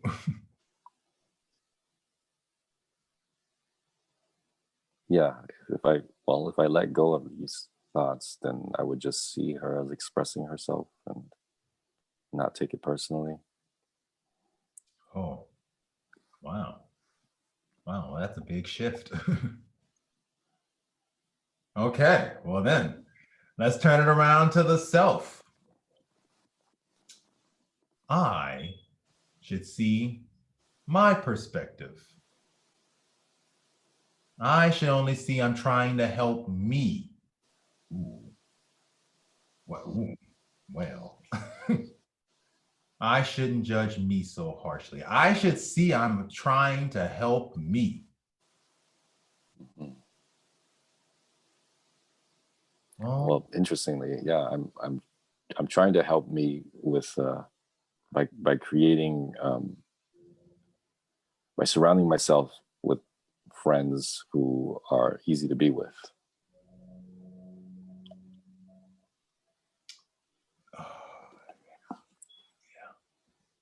Yeah, I'm surrounding myself with people who take my advice. Yeah. Give me the validation I'm looking for. Let me exert the influence I want to exert on them.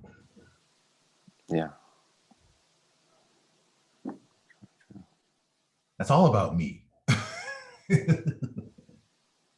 All about me. I tried to argue with you so you could see how right, so I could show how right I think I am.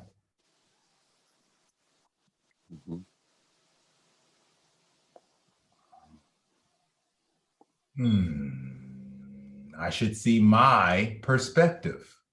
I should see my perspective. Not judge me so harshly.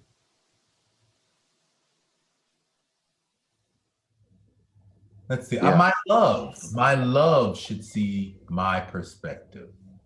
Should only see I'm trying to help.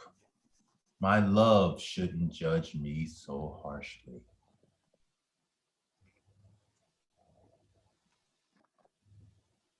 Well, you know, it's way more loving to agree to disagree than it is to say someone should see it your way.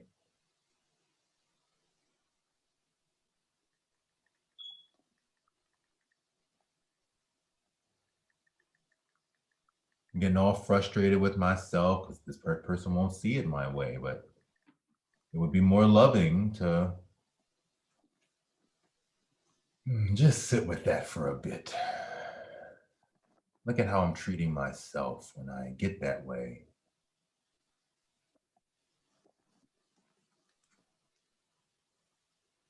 Look at what I'm giving up internally so I can get something externally.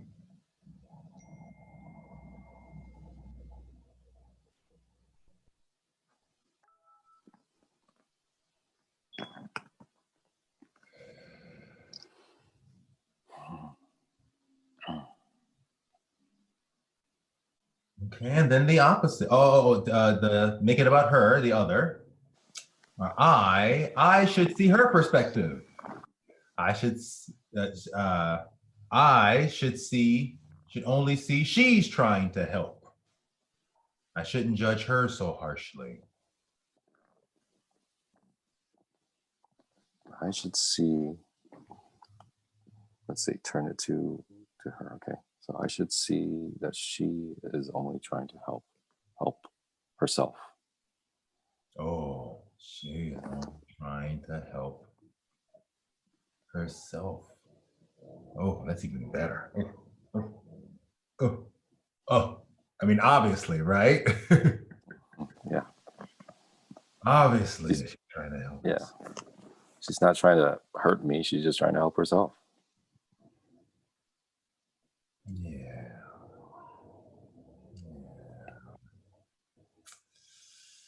We shouldn't judge them so harshly.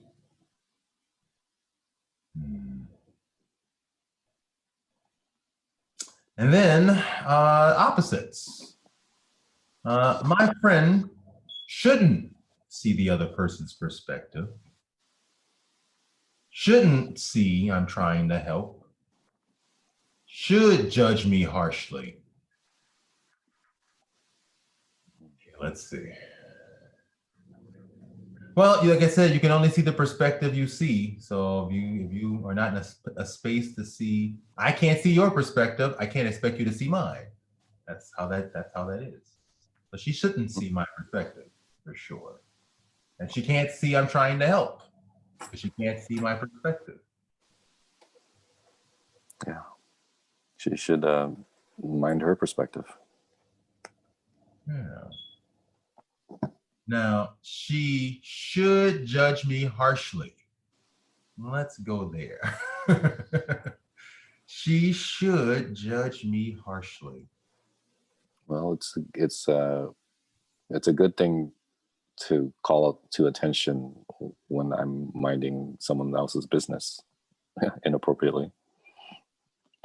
People should call us out. Ooh. Yeah. Yeah. How else will we get put in our place if people don't call us out? Totally. That's what friends are for. Who else is going to do it?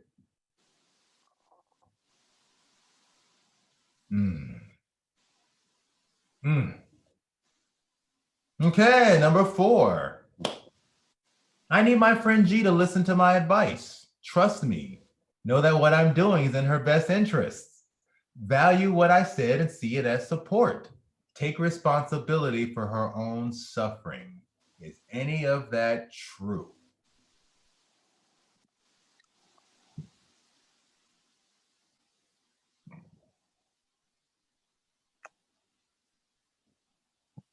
First thing that comes up is yeah. Let's just sit. Honor the yeah. Go to where that yeah is. Feel those feelings. Bring them up. Give them life. Can you absolutely know that is true? I need my friend G to listen to my advice. Trust me. Know that what I'm doing is in her best interest. Value what I said and see it as support, and take responsibility for her own suffering. You absolutely know that's true.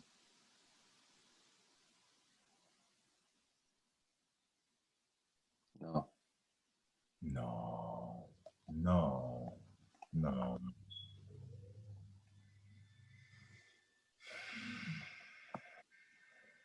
How do you react when you believe that thought? As with the others, I get scared. I get concerned about my living up to my own ideals of patience. Scared. You compare yourself. You're lacking. I was going to say bossy.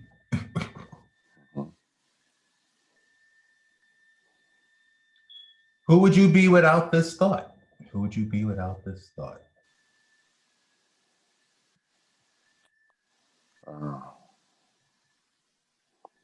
Just accepting, allowing, spacious. Yeah, spacious. Yeah, it'd be space. Yeah. Okay, let's turn it around about the self. I need me to listen to my advice. Trust me. Know that what I'm doing is in my best interest. Value what I said and see it as support. I need me to take responsibility for my own suffering. The last part's pretty easy to get. The middle ones, let me think about. I need to value what I said as support. I'm trying to figure out what am I saying? I need me to value what I said and see it as support. See it as support for me. Right. By me telling her to agree with me, I'm trying to support myself. I'm trying to support myself. I'm looking for validation. Yeah.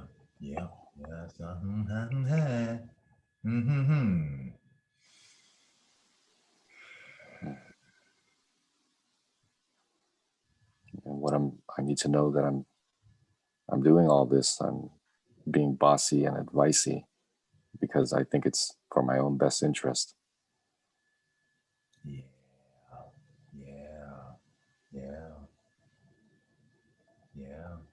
It's that idea of molding my friends into what's comfortable for me. Yeah, that's it. That's it. Acknowledging all of this is taking responsibility for your own suffering. That's it. I'm trying to reduce my suffering, but I've made with the mistaken strategy, but I'm just still trying to. Yeah, we're all doing the best we can. Absolutely. Okay, the make it to the other person. My friend needs me, let's see. My friend needs me to listen to her advice. Trust her. Know that what she's doing is in my best interest. Ooh. Pause there for a moment. Right. How is this possible? Oh. Know that what she's doing is in my interest. Know that her outbursts and her blaming is in my interest. I guess again to point out, to call out an inconsistency in my beliefs. Yeah. Ultimately this is probably going to make us a better friend. A better listener.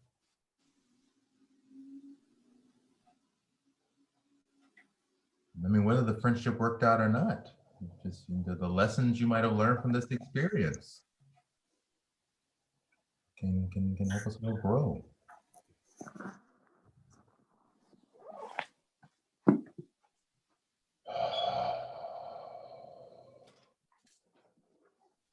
There's a lot of trust in that. Often we give advice because we really don't think people can do it. There's a lot of trust in knowing that what they're doing is in their best interest. letting them do their thing is ultimately what's in our best interest. Because constantly trying to control somebody, that's stressful.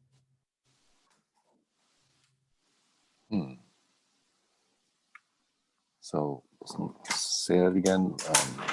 Letting. Which number are we on? Number 4. Number 4. Okay. So. Know that what she's doing is in my best interest. Letting her do her thing, even if I disagree with it, is in my best interest. Yeah, it's calling me to trust her. It's calling me to allow. Yeah. I mean, what kind of friendship you got if you don't have trust, right? Mm-hmm. She needs me to value what she said and see it as support. What she said about me and see it as support. She needs me to value what she said. Value what I said to see it as support. So, what she's saying is supporting her. What she's doing, the blaming that she's doing is supporting her. Yeah.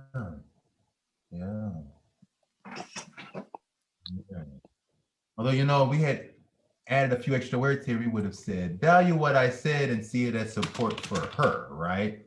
But then we could turn this around and say, she needs me to value what she said and see it as support for me.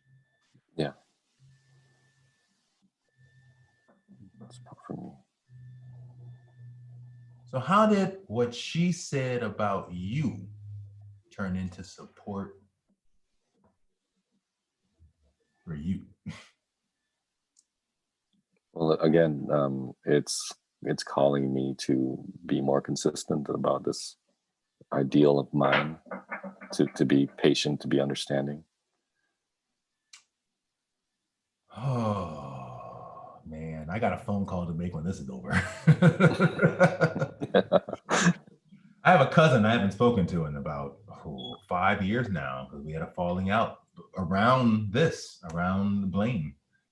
And I was very harsh. I was fed up. We haven't spoken in quite some time. And he's reached out a few times, and I really could be nicer and acknowledge that that's not really about the fact that he wouldn't listen to me. It's about the fact that I was trying to control this situation. I had a vision of him that was just way off from the real him.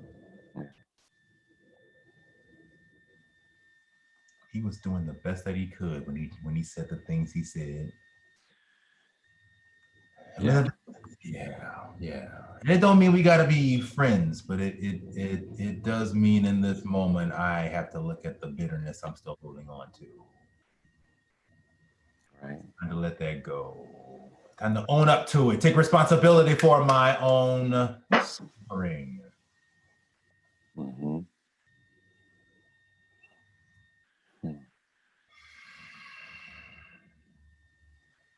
Okay, and then the opposites. I need my friend to never listen to me, never trust me, know that I'm doing nothing in her best interest, value nothing I said, take no responsibility.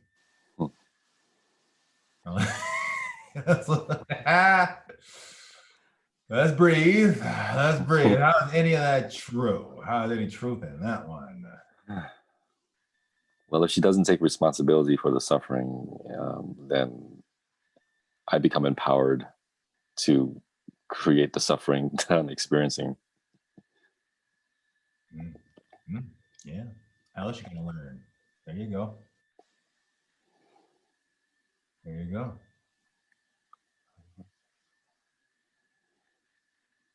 A lot of the reason why I said all these things to her was for me. It was to make me feel better, make me feel like I'm right, make me feel like I was doing the right thing by telling it to her.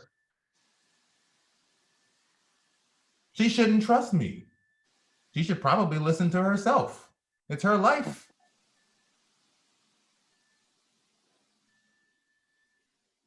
I can't know what I'm saying to her is in her best interest. There's no way for me to know that.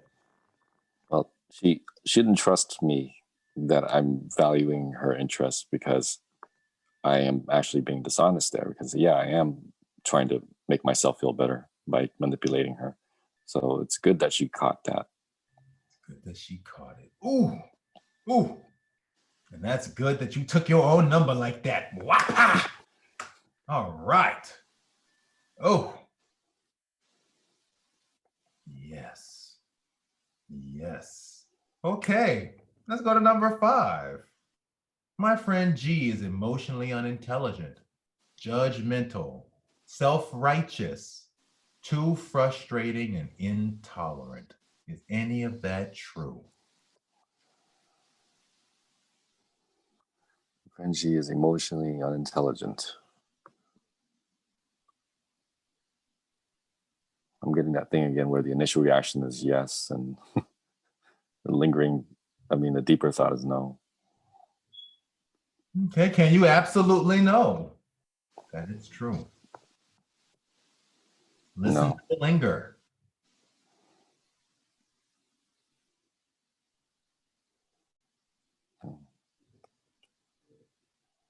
I'm going back to my situation with my cousin, and I heard it as judgment, but really, it was just worry and concern, and him expressing his worries and concerns the best way he knew how.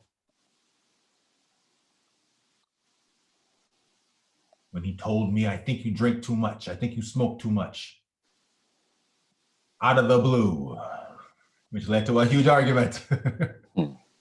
He was just concerned. Yeah.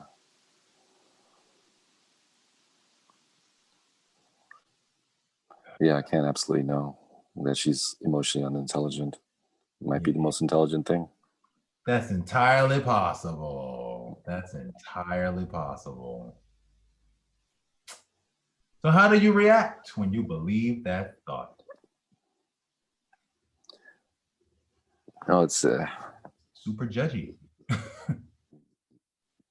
Yeah, judging not just her, but judging myself and my own reactivity. Yeah. Okay, so let's just go ahead and turn this one around. I am, or my thinking is, emotionally unintelligent. Yeah. Yeah. I can see that. I can see that. My thinking is judgmental. My thinking is self-righteous. Oh. Yeah. Yeah. The way that I think is right. You have to think the way that I think. That's self-righteousness. That's the definition of it. That is the very definition of it. My thinking is too frustrating. I'm sure it frustrates her to be all high and mighty and knowing how to be at peace or pretending to.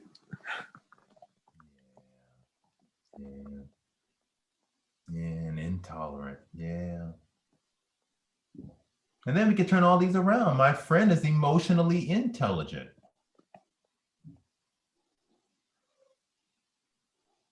She manages to get in touch with her feelings of anger and blame real easily. Yeah, she's able to defend herself. Yeah. Keep herself emotionally safe around people that's the ones that she's blaming, that she's fending for her safety.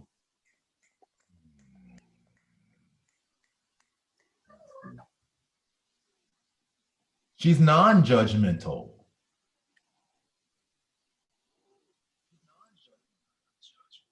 That's hard. She's not judging herself for allowing her feelings to be.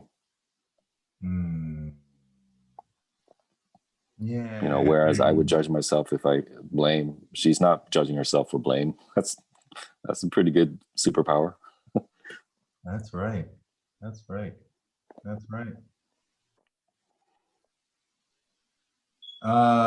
the opposite of self-righteous? Humble, maybe? Humble. My friend is humble. She's humble enough to express herself to me in such a vulnerable way.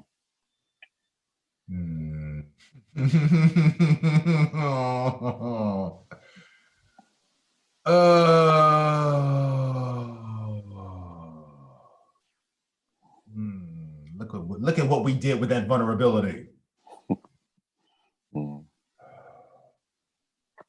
Not frustrating at all. My friend is not frustrating at all. Yeah, again, she's not frustrating. She's not trying to anger me or anything. She's just expressing herself. Yeah, that's all they were doing. And I stirred all this anger into the mix when I didn't want to hear it.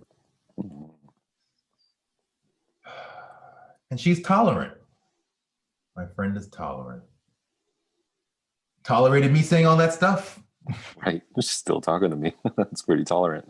That's pretty tolerant. Yeah, my cousin still reaches out, even though I don't. So that's tolerant. That's love right there. So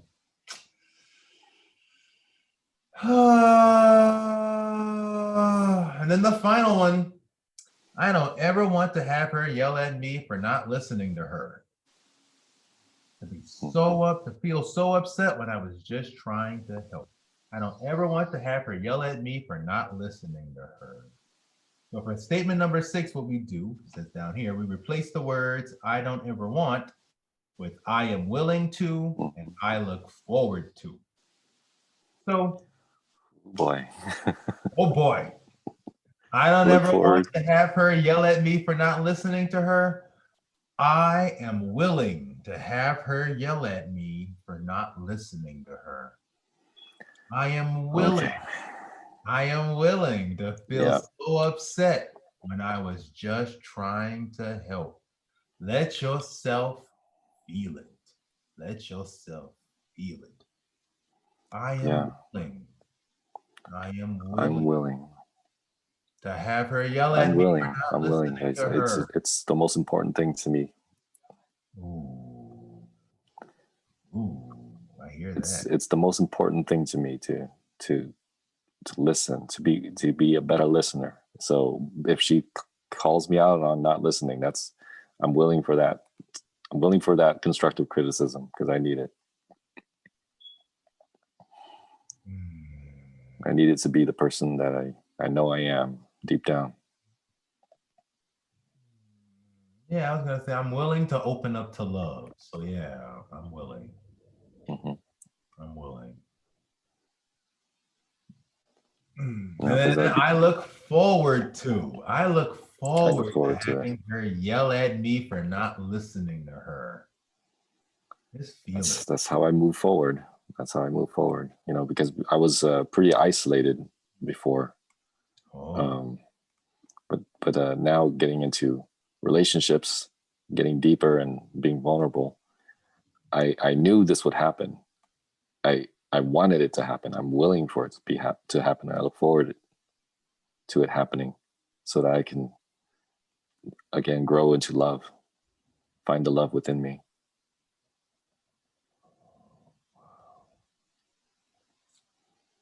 Yes, it's easy to be complacent alone and not have anyone criticize me or anything.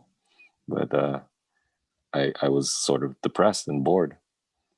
This is what I look forward to. I look forward to being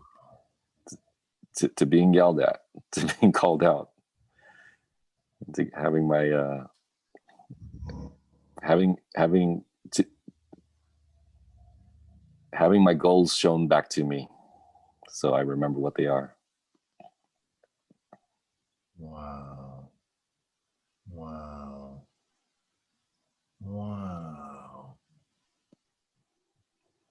What an amazing definition of a relationship.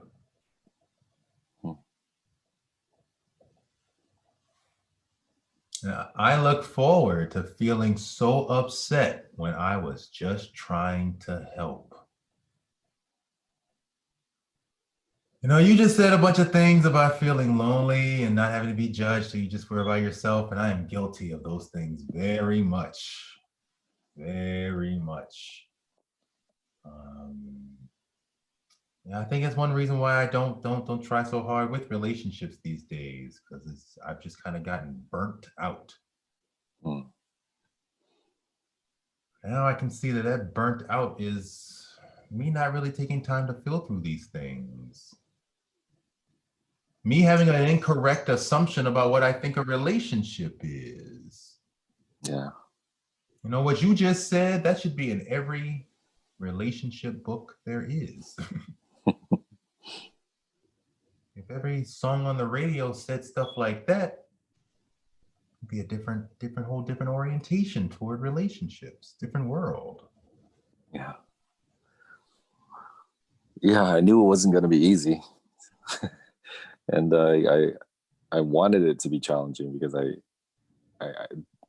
otherwise I'd just be stagnant, and I wasn't feeling that. I wasn't feeling good being stagnant.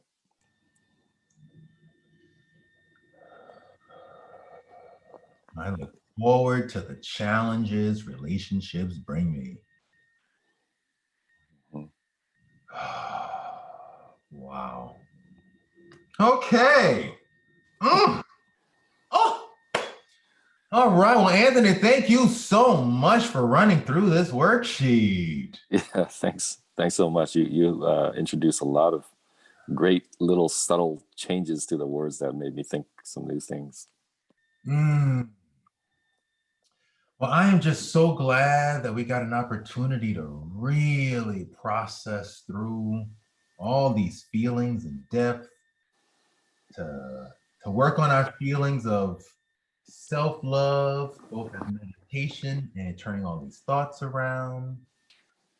My heart feels just really open right now. Just really thankful. You know, we mentioned aloneness also. I'm really thankful to not be alone, to have someone to work through all these feelings with. Yeah, your reflections and your emoting really helped me dig into this myself. You're so welcome. Okay, so wonderful people watching this. You know, you got some great tools here to help you with your thoughts and feelings. Please practice. Ooh, I got just a lot lifting off right now. Ooh. So please practice. Needless to say, you can do this for every single thought you have. Every single one. Okay. Until you can look forward to every part of your life, your work is not done. That is the phrase Byron Katie says. Mm-hmm. Okay. So does anybody have anything you want to say? Anything at all before we close today's class or I stop the recording? Yeah, just like you said, my heart's really open right now. I'm feeling lots of things. I'm feeling a little jittery because of a little overwhelmed by the things that are coming up. Jittery. Yeah. Okay, so some self-care is important also. Whatever you're feeling, honor what you feel. So please nurture yourself. Whatever you need to help yourself with those feelings, actually do them. Don't just tell yourself sip tea and then let it go when you actually want to take a big swig of some tequila. Honor what you really feel right now. Okay, it's your Yeah. Yeah, I'm going to rest. Yeah, rest is wonderful. Rest is so wonderful for these sorts of things. You know, I'm probably going to make dinner and then I'm going to rest also. And then tomorrow I'm going to hit up my cousin, you know. Beautiful. That is beautiful. That is beautiful. Yeah. Okay, well, let me stop the recording.